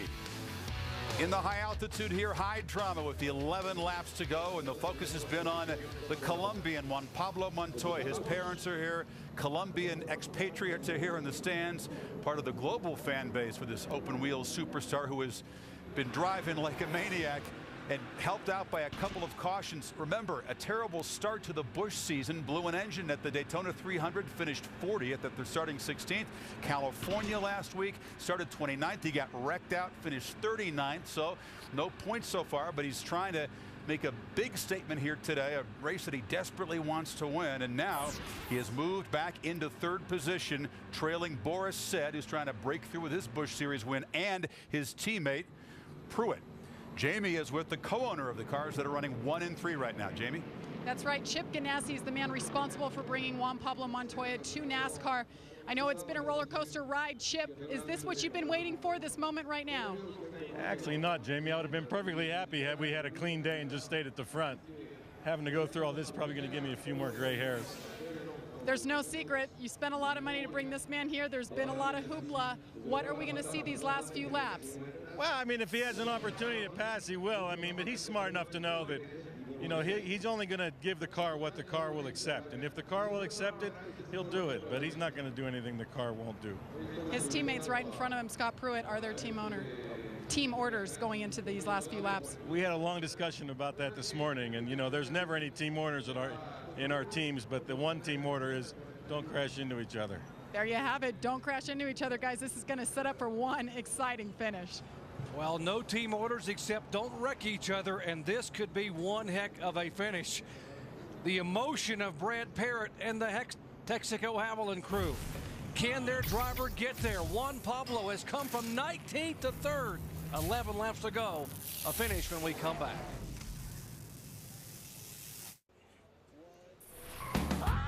Back in Mexico City, take a look at the march of Montoya. He was 19th because of an unscheduled pit stop. Lap 17, he goes by Michel Jourdain to take a spot away. 1 lap later, he dives beneath Greg Biffle, former series champion, to take a spot away. And now he's in the top 5. Just 2 laps ago, he goes on the inside, on the outside of Denny Hamlin to take a position away. It has been done before by open-wheel veterans Parnelli Jones, 4 career Nextel Cup victories for the former Indy 500 winner. How about A.J. Foyt? Supertex has won 7 times in NASCAR. Along with 4 Indy 500s, Mario Andretti, who of course won the Daytona 500 in 1967. Al Unser Sr., top 5s in NASCAR competition, also a 4-time Indy 500 winner. And of course, Al Unser Jr. started 1 race for Rick Hendrick, had a great run, but had a disappointment to finish back in 36th. Could this man be the next open wheel superstar to come to NASCAR and go to victory lane in only his 7th Busch Series start? 42 cars sitting back in 3rd spot. Let's check back in his pits with Jamie Little. Well, we're talking about the teammates that target Chip Ganassi and Scott Pruitt and Juan Pablo Montoya, but in the middle is the number 9 of Boris Said. Guys, 44 years old, never won a Busch Series race. He wants to get it done today. So there is some chatter amongst crew chiefs to their drivers and so forth. This is what Brad Parrott was saying about Boris Said just a few minutes ago. Just some FYI here. You did a great job on the 20s. Just be careful with Boris doing the same thing, because they have wrecked down there, because they beat you down and then you get loose. So nice and smooth. Now the crew chief, Mike Shiplett of Boris Said in the 9 car, warned his driver, Juan Pablo is behind you. He could look to try to take out his teammate and get this win. Just stay on your toes, buddy. It's going to get exciting, Doc. All right, the guy in front of him, Boris Said in the 9 car, set on the pole and finished 2nd a year ago, leading 27 laps. He promised himself and his crew, Ray Evernham's bunch, he would not finish 2nd this year, and he would come here and win this race. He's not giving anyone anything. 10 laps to go. What a shootout in Mexico City. Green flag flies, and this is where Montoya has been able to make his moves at the end of the straightaway. Juan Pablo looks to the inside of the 9 car.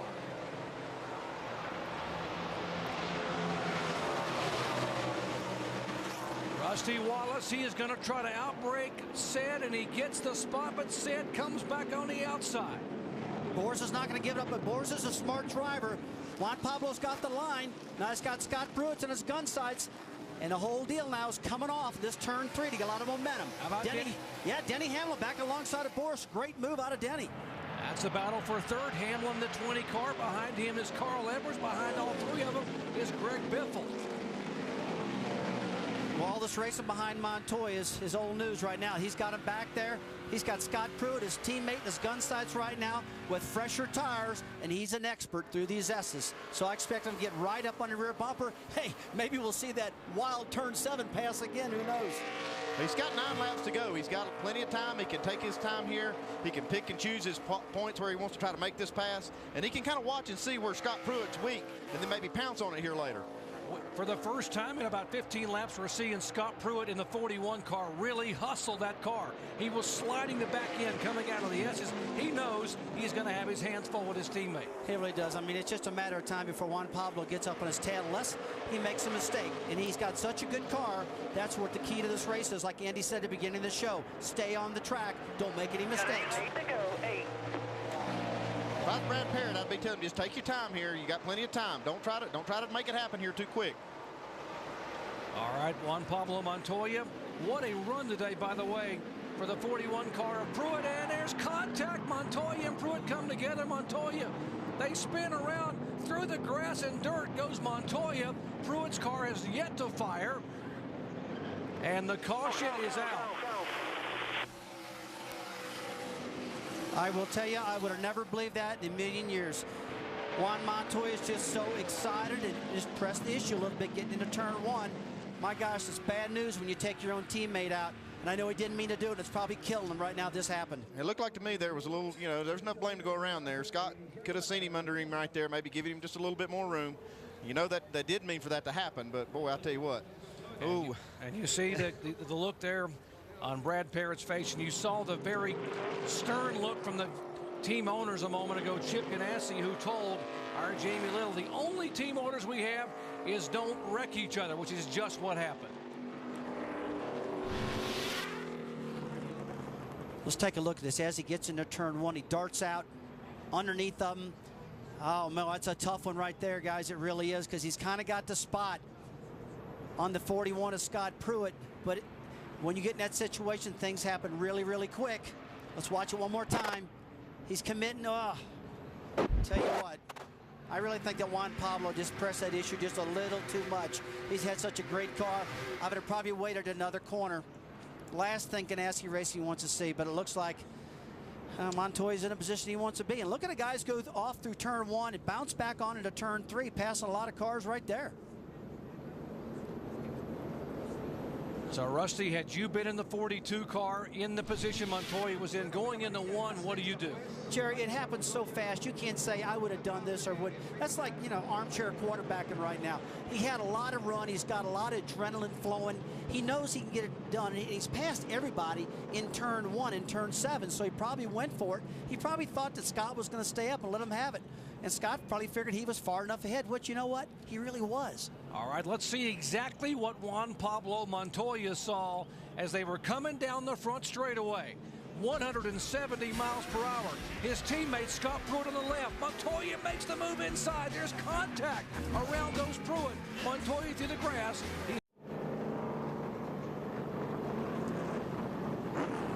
All right, 73 of 80 laps are in the books, and the fireworks have exploded here in Mexico City. Montoya having contact with his teammate. And Scott Pruitt is now being shown back in the field in 17th position. And what does a car owner think when this happens? The one thing he didn't want to happen, Jamie Little. That's right. Discussions going on right now with the crew chief of the 42, Brad Parrott. Chip Ganassi not sounding too happy right now as he talks to the team. Chip, one of your drivers takes out the other driver. What is your opinion of what happened? I didn't really see it on TV there, Jamie, so I don't know. Obviously we don't like drivers of our own team, getting involved with each other, but we'll have to take a look at it and see what happened. Juan's on 10-lap fresher tires, so he's got quite a bit of car. I don't know that he had to make a move like that so soon, but... What did you just say to his crew chief, Brad Parrott?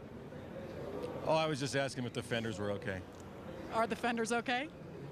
That's a smile, I assume so, Doc.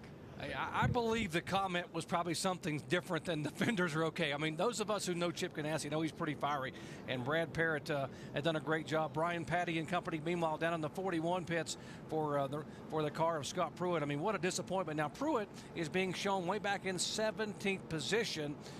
Can he make his way back in the top 10? Does he have enough time? Take a look at my left front fender for me. Just make sure everything's good. All right, moments ago, it was teammates' contact. The March of Montoya happened to take a contact point right in turn 1 with his teammate. Montoya, the new leader, and the frustration continues for Scott Pruitt.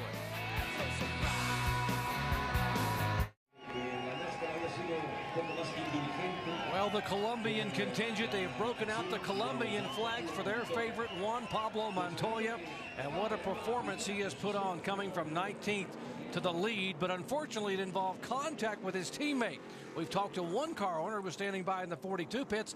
How about the guy, Mike Massaro, who was actually sitting in the Scott Pruitt pit? That's right, Jerry. The co-owner of the Chip Ganassi team, Felix Sabat, is standing with me right now. Felix, what's your interpretation of what just happened? I think Montoya might have been a little too anxious. He should have waited a couple of more laps. He had a better car than Scott did. He dive-bombed it in there, and Scott never saw him.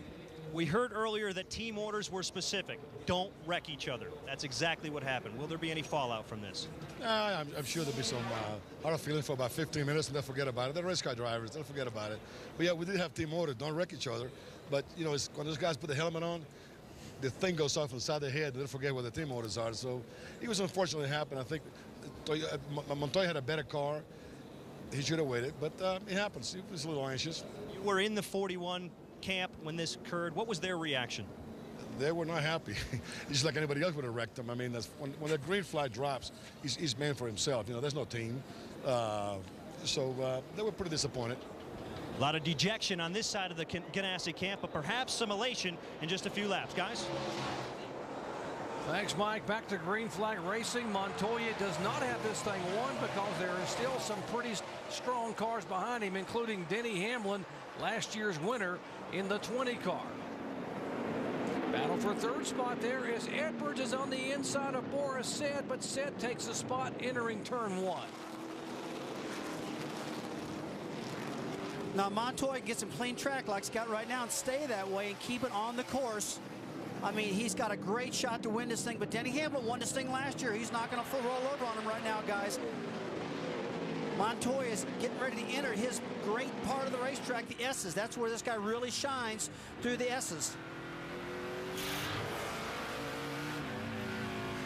You see the progress of Juan Pablo Montoya the last 10 laps. Remember, when he came in for the unscheduled stop, he came back out in 19th position. He passed 14 cars in 9 laps to get to the top 10, and he's getting his hands full now. Yeah, Denny Hamlin's not letting him get away at all. He's putting some pressure on him right here. You know, Denny's all over. He's not going to give up now. You got to remember one thing. You know, the brakes on both these cars, on the 42 and the 20 of Denny Hamlin, they're really good brakes. They don't have anything better than anybody else, and so Denny's probably going to drive it down into turn 1 for all he's worth also. So, hey, this game isn't over, guys. Right there's a strong point for Montoya. That turn right there has been strong for him all day long. He's coming out with a lower line, Andy. It feels like he can pick the throttle up harder off at that turn 8. And you saw that Denny really moved out on the racetrack a little bit, got the left-hand side of his car right against the grass, kicked up some dust. And again, what you can't see at home is the fact that the 42 car has tires that are 9 laps fresher than either one of the 20 or 9 car. And Andy Petrie, that is a huge advantage on a road course. Oh, it really is. These tires kind of go away on you to get hot and greasy. And if you can have tires that have 10 less laps, that's a big advantage. Right now we're getting down to 4 laps to go, and he's pulling away from the 20 car, Denny Hamlin. Oh, got a spin in the back. Shane Huffman goes around, clips Mike Wallace just a little bit. Another caution flag is falling here. Just about the time we think we get something going. Another caution flag comes, going to stack him back up. Exactly what Denny Hamlin wants. He wants another shot at him. Caution flag waves, and Juan Pablo Montoya will have to defend that position with a bent-up nose on his Texaco Havoline Dodge.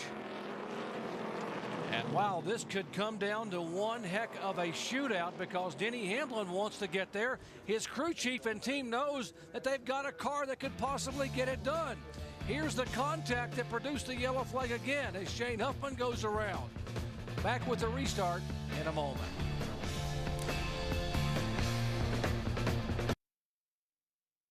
This is Reforma Street. It's a lot of traffic here in Reforma. So let me show you how the Mexicans cross the street here in Reforma. So come with me, guys, okay?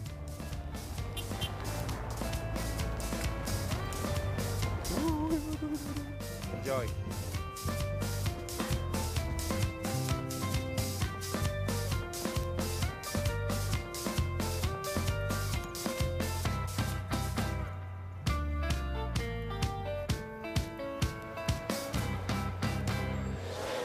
Carlos Contreras trying to disguise the popular Colombian Juan Pablo Montoya, as Carlos Contreras, who's from Mexico City, knows how popular Juan Pablo is. You see Juan Pablo now being shown as the leader. And you know, we asked Juan Pablo Montoya, what does it mean to race here in Mexico? You can realize it's crazy, the fans and everything being here, and the excitement of the Latin fans, you know, Mexicans and Colombian here, and it's pretty exciting to be here. All right, the last non-American driver to win a NASCAR Busch Series event. You got to go all the way back to 2001 at Watkins Glen when Ron Fellows, the Canadian, won. Are we going to see history written again in the NASCAR Busch Series record book? Unbelievable. They're watching down in the Juan Pablo Montoya pits. There is Connie Montoya, Juan Pablo's lovely wife, his mom and dad. Pablo and Libya are also here from Miami to watch history being made. And how about these Colombian fans that have been on their feet enjoying the afternoon? They can't wait for their hero to become a NASCAR winner. Well, what do you think? You think Denny Hamlin's going to put a bumper to him, move him out of the way a little bit, Andy? I don't know. It's a couple laps to go. He's going to give it all he's got. He's going to give it all he's got. Denny Hamlin, a veteran of the short tracks in South Boston, Virginia. You're not going to push Denny Hamlin around. And by the way, remember, Denny Hamlin won both events at Pocono a year ago, driving for Joe Gibbs, where you have to be able to make that hard turn into turn one. Let's see if he can do it here under Juan Pablo Montoya. 3 laps to go. What's going to happen in Mexico City?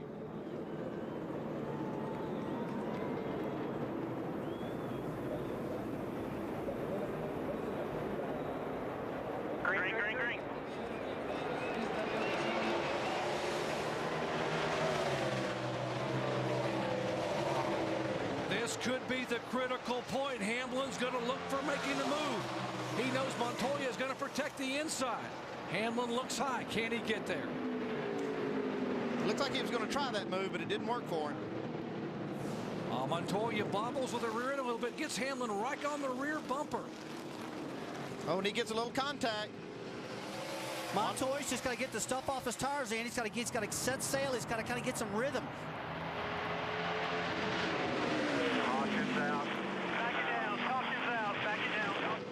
Caution is out. There is debris off of the cars that have made contact on the front straightaway. Okay, that last restart was not an attempt at a green-white checker, so now we will have that green-white checker finish coming up. And here Juan Pablo Montoya saying, wow, guys, that 20 car is awfully stout, and I think even Juan Pablo may have tried to be a little too aggressive in one. It cost him, is this back of his car wiggled? Well, what happened right there is he moved to the right-hand side to protect the inside going into turn one, and it put him in a little bad position coming through the next left-hander. So it allowed Denny Hamlin to catch right back up on him and enable him to get on his bumper and rough him up a little bit. If you're the crew chief for Denny Hamlin, the 20 car, what are you telling your young driver? I'm going to say try it again. Do it again. Whatever you did right there. That almost worked for you. Okay, you sure you want to? I tell you what, it's going to be something this last couple laps, man. I tell you what. All that debris on the tires. You saw Juan Pablo come through turn 3 right there, sliding around. You know, and Denny Hamlin got right to his bumper. Tell you what, Denny's got him in sights right now. And I remember watching Denny at Hickory Motor Speedway. This kid's not afraid to put a bumper to you. Hey, in the short tracks, that's the way you got to race. Ain't over till it's over. It's not over, man. We're at Mexico City. This is a big one. This baby pays a lot of money. These drivers are getting amped up. And if I was Denny Hamlin, hey, I'm going to try to get him, man. All right, Joe Gibbs wouldn't hire him if he didn't believe. Yes, sir. We will be going through. And there is the watching. There's Connie Montoya, left side of your screen, the Texaco Havoline crew. Wondering, can he hold on? Here's a young man who won a Kart Series championship as a rookie with 7 victories for Chip Ganassi. A year later, as a rookie at Indianapolis Motor Speedway, he won the coveted Indianapolis 500. Then he goes to Formula One and wins the biggest of all, the Grand Prix of Monaco. And guess what, folks? Today, he is a rookie in the NASCAR Busch Series. Wow, what a phenomenal performance it could be. Unfortunately, though, it involved contact with his teammate, and that could have repercussions, maybe even after the checkered flag. We'll have to wait and see. We'll take a quick break and come back with the exciting finish. Can Montoya hang on? These fans hope so. Will Denny Hamlin be able to make that move? We welcome you back to the final laps of the Telcel Motorola Mexico 200. Our NASCAR.com ESPN reset shows you that Juan Pablo Montoya has never won in a NASCAR Busch Series event. He's hoping to change that 2 laps from right now, making only his 7th career start. And Rusty Wallace, there's a lot to think about with these top couple of cars. There's a lot to think about right now. Denny Hamlin, he knows how to do these restarts. There's a lot of rubber buildup on those guys' tires. You saw all the debris on the racetrack with some of our camera shots. I'm not so sure Juan knows about that. Denny knows how to get these things cleaned off with a good restart. We'll see what happens. They will get 1 shot at a green-white checker. The green flag will wave, then the white flag and the checker flag. Only 1 shot. The fans are on their feet. Here come the drivers, and the green flag waves.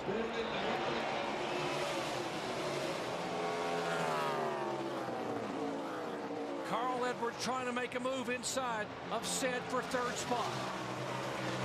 Montoya trying to rocket his way into turn 1 and not get dive bombed by Hamlin. He got a great restart, Montoya did. That gave him a little distance on him getting in turn 1.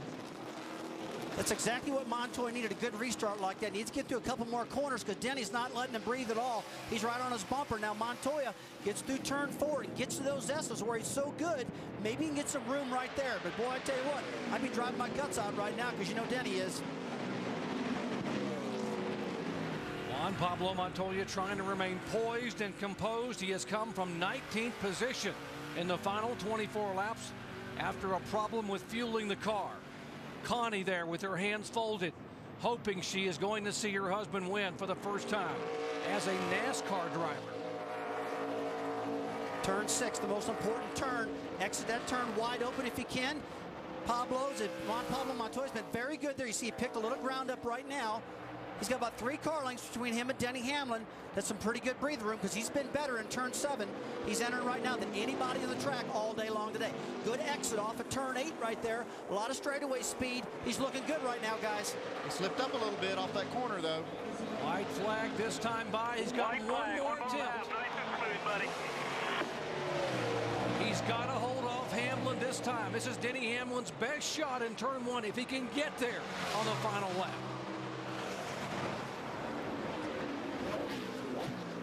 Connie Montoya knows that he's got him by 2 car lengths. She has seen her husband time it again, pull it off at Indianapolis. Cars off the racetrack. That was Regan Smith running in 5th position. He comes back on the track, doesn't lose hardly anything, so he's kind of back in the game with Carl Edwards again. No problem with Regan Smith. Now, Juan Pablo, pretty good lead going into turn 4.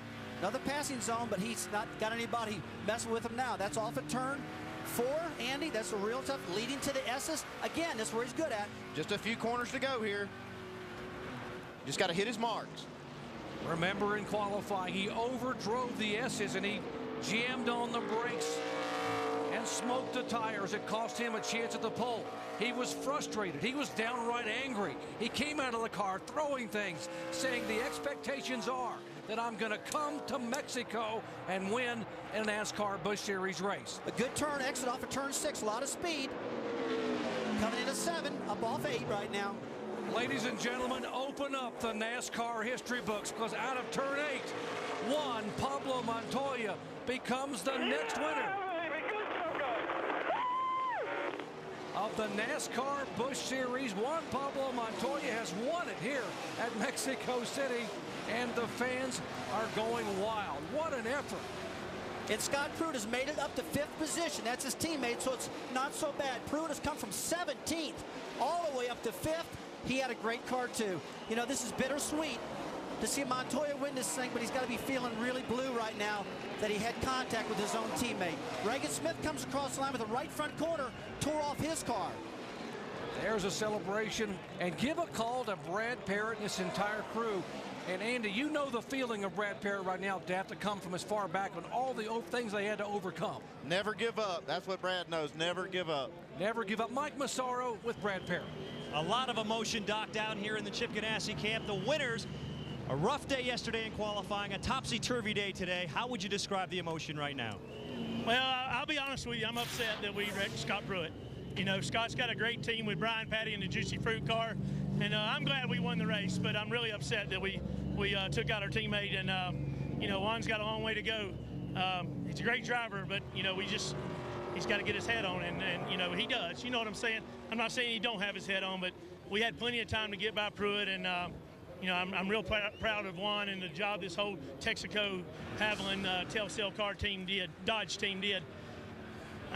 You know, I'm excited, but then again, I feel for Brian Patty because we worked hard to try to build a team that could work together, and it's tough. Brad, obviously very emotional. What's the most meaningful part of this for you right now? You know, we come to Mexico and won the race. We wrecked 3 weeks ago at VIR. We built the car back, and you know, the team's just outstanding.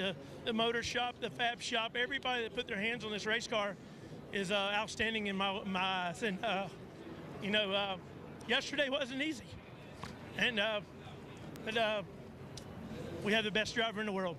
Congratulations. Thank you. Doc, this is bigger than just simply a Busch Series win. You can see the emotion from Brad Parrott. Mixed emotions. He wants to celebrate. He wants to receive all the hugs, but he is so sad for his fellow crew chief, Brian Patty, as he gets hugs down there from Connie Montoya. And a moment ago, Scott Pruitt made his way up to the 42 beside his teammate Juan Pablo Montoya, who climbed down to the car to salute the fans from Colombia and Mexico who have been on their feet for much of this race today. Well, it's a fantastic run from Juan Pablo. You know, that guy had the fastest car most of the day. He was dicing through the field. He deserves to win the race, but he just feels so bad about taking Pruitt out. And I totally understand what Brad Parrott's saying. He's a real emotional guy, but look at this. You know, hey, Andy, one thing I'm worried about, he stood up on the roof of that car. I hope he didn't dent it in because NASCAR doesn't like that. He'll be okay. He just proved to the whole world that he's a stock car driver. We're going to see a lot of Juan Pablo, Jerry, in NASCAR from here to come. Absolutely, and here is Scott Pruitt, and very, very frustrated. And just, you know, you heard you see his voice of all people, Alan Bestwick. With Scott Pruitt. Scott, what are your thoughts? Of all the people to take you out, your teammate. I mean, that was just no good, low, nasty, dirty driving. I mean, you know, the Juicy Fruit car ran great all day long. We were making our calls. We were being smart. I had my family at home. It's just, I can't even put it into words. It's just so disappointing. We talk about it and talk about it and talk about it and talk about it in the meetings. He's faster than me, you know, we'll work it out, he can go, you know, but not take each other out. That's just bad driving. Well, what do you say? You know, I mean, I totally feel for Scott Pruitt, but I think he's, you know, they'll wake up tomorrow, and I'll tell you what, when a day passes, it always seems like it gets better. There's so much emotion right now, and I totally understand. They both won the coveted 24 hours together as teammates. They were two of the best drivers at Daytona. I'll tell you what, a lot of emotions running down here, guys, a lot of emotions. Juan Pablo is taking that checkered flag for the first time in NASCAR history. He is going to be in NASCAR Busch Series, NASCAR Nextel Cup for many, many years to come. Juan Pablo Montoya wins at Mexico City. When we come back, we'll talk to the winner in just a moment.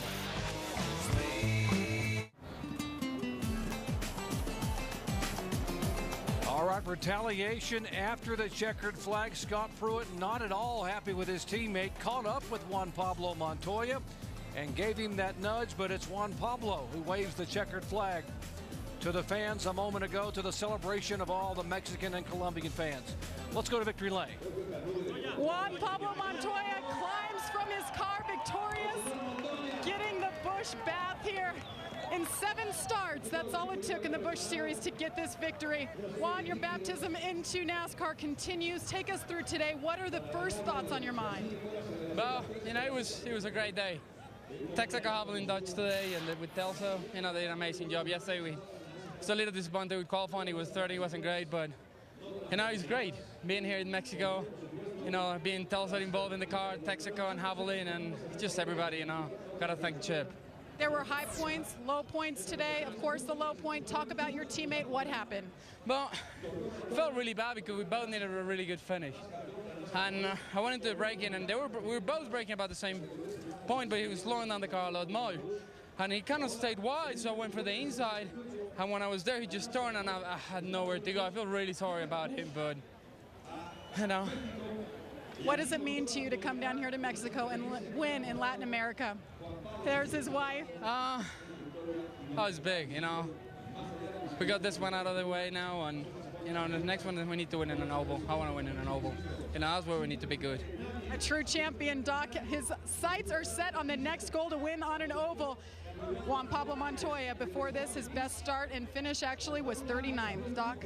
All right, thank you, Jamie. And just the crew chiefs, Brad Parrott and Brian Patty, able to try to sort of decompress from what just happened a moment ago, discussing, still not real happy about what their drivers did in that contact. We'll wrap it up from Mexico City when we come back.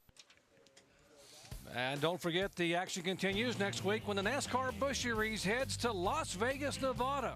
Our live flag-to-flag coverage coming up Saturday, March 10th, 2:30 Eastern Time on ABC. Also available in ABC High Definition. Let's check in with Dave, who's caught up with the second-place finisher. And, Doc, that is Denny Hamlin. He finished right behind Juan Pablo Montoya. Second to last restart. You were right on his bumper. What happened on the last restart, Denny? He was a little brake happy, and I was sitting here looking at how far the restart line was, and I'm not going to lie, because he had a much faster race car. He just, you know, he got us there at the end. We had our one shot on that one restart where we got close, and you know, they had that caution right when I got to his bumper. So that was our one shot to do it, and you know, we didn't come up with it. Denny Hamlin racking up a good average finish here at Mexico City. Second today, winner last year. Jerry? All right, Dave, thank you very much. As you take a look at the finishing order across the top of your screen, guys, your thoughts on this phenomenal performance we saw today? Well, we really expected. We thought if Juan Pablo Montoya was going to get back in his groove after a couple accidents early in the year, it was going to be here in Mexico in a road course. But I'll tell you what, don't give up now, Jerry, because we saw one heck of a race at Daytona. We saw California with a crazy race there. Mexico City, now we're going to Vegas next week. A whole brand new racetrack, repaved, reshaped. We're looking at 4 different tracks so far this year. I'll tell you what I'm impressed with is the way this Chip Ganassi 42 team overcame so much to win this race. They wrecked that car at Virginia International Raceway. When they were testing it, they came here. They had a problem with the car. They fixed it. They had a little confrontation with their teammate and then won the race. What a race. We saw a phenomenal performance today. It will be forever remembered by the fans in the stands as the March of Montoya.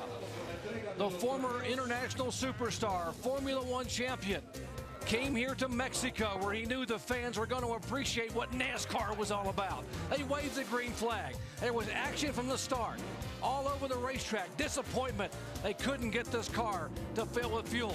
But Juan Montoya roared back. The pushing and shoving took place. But when the checkered flag waved, it was history being made for NASCAR.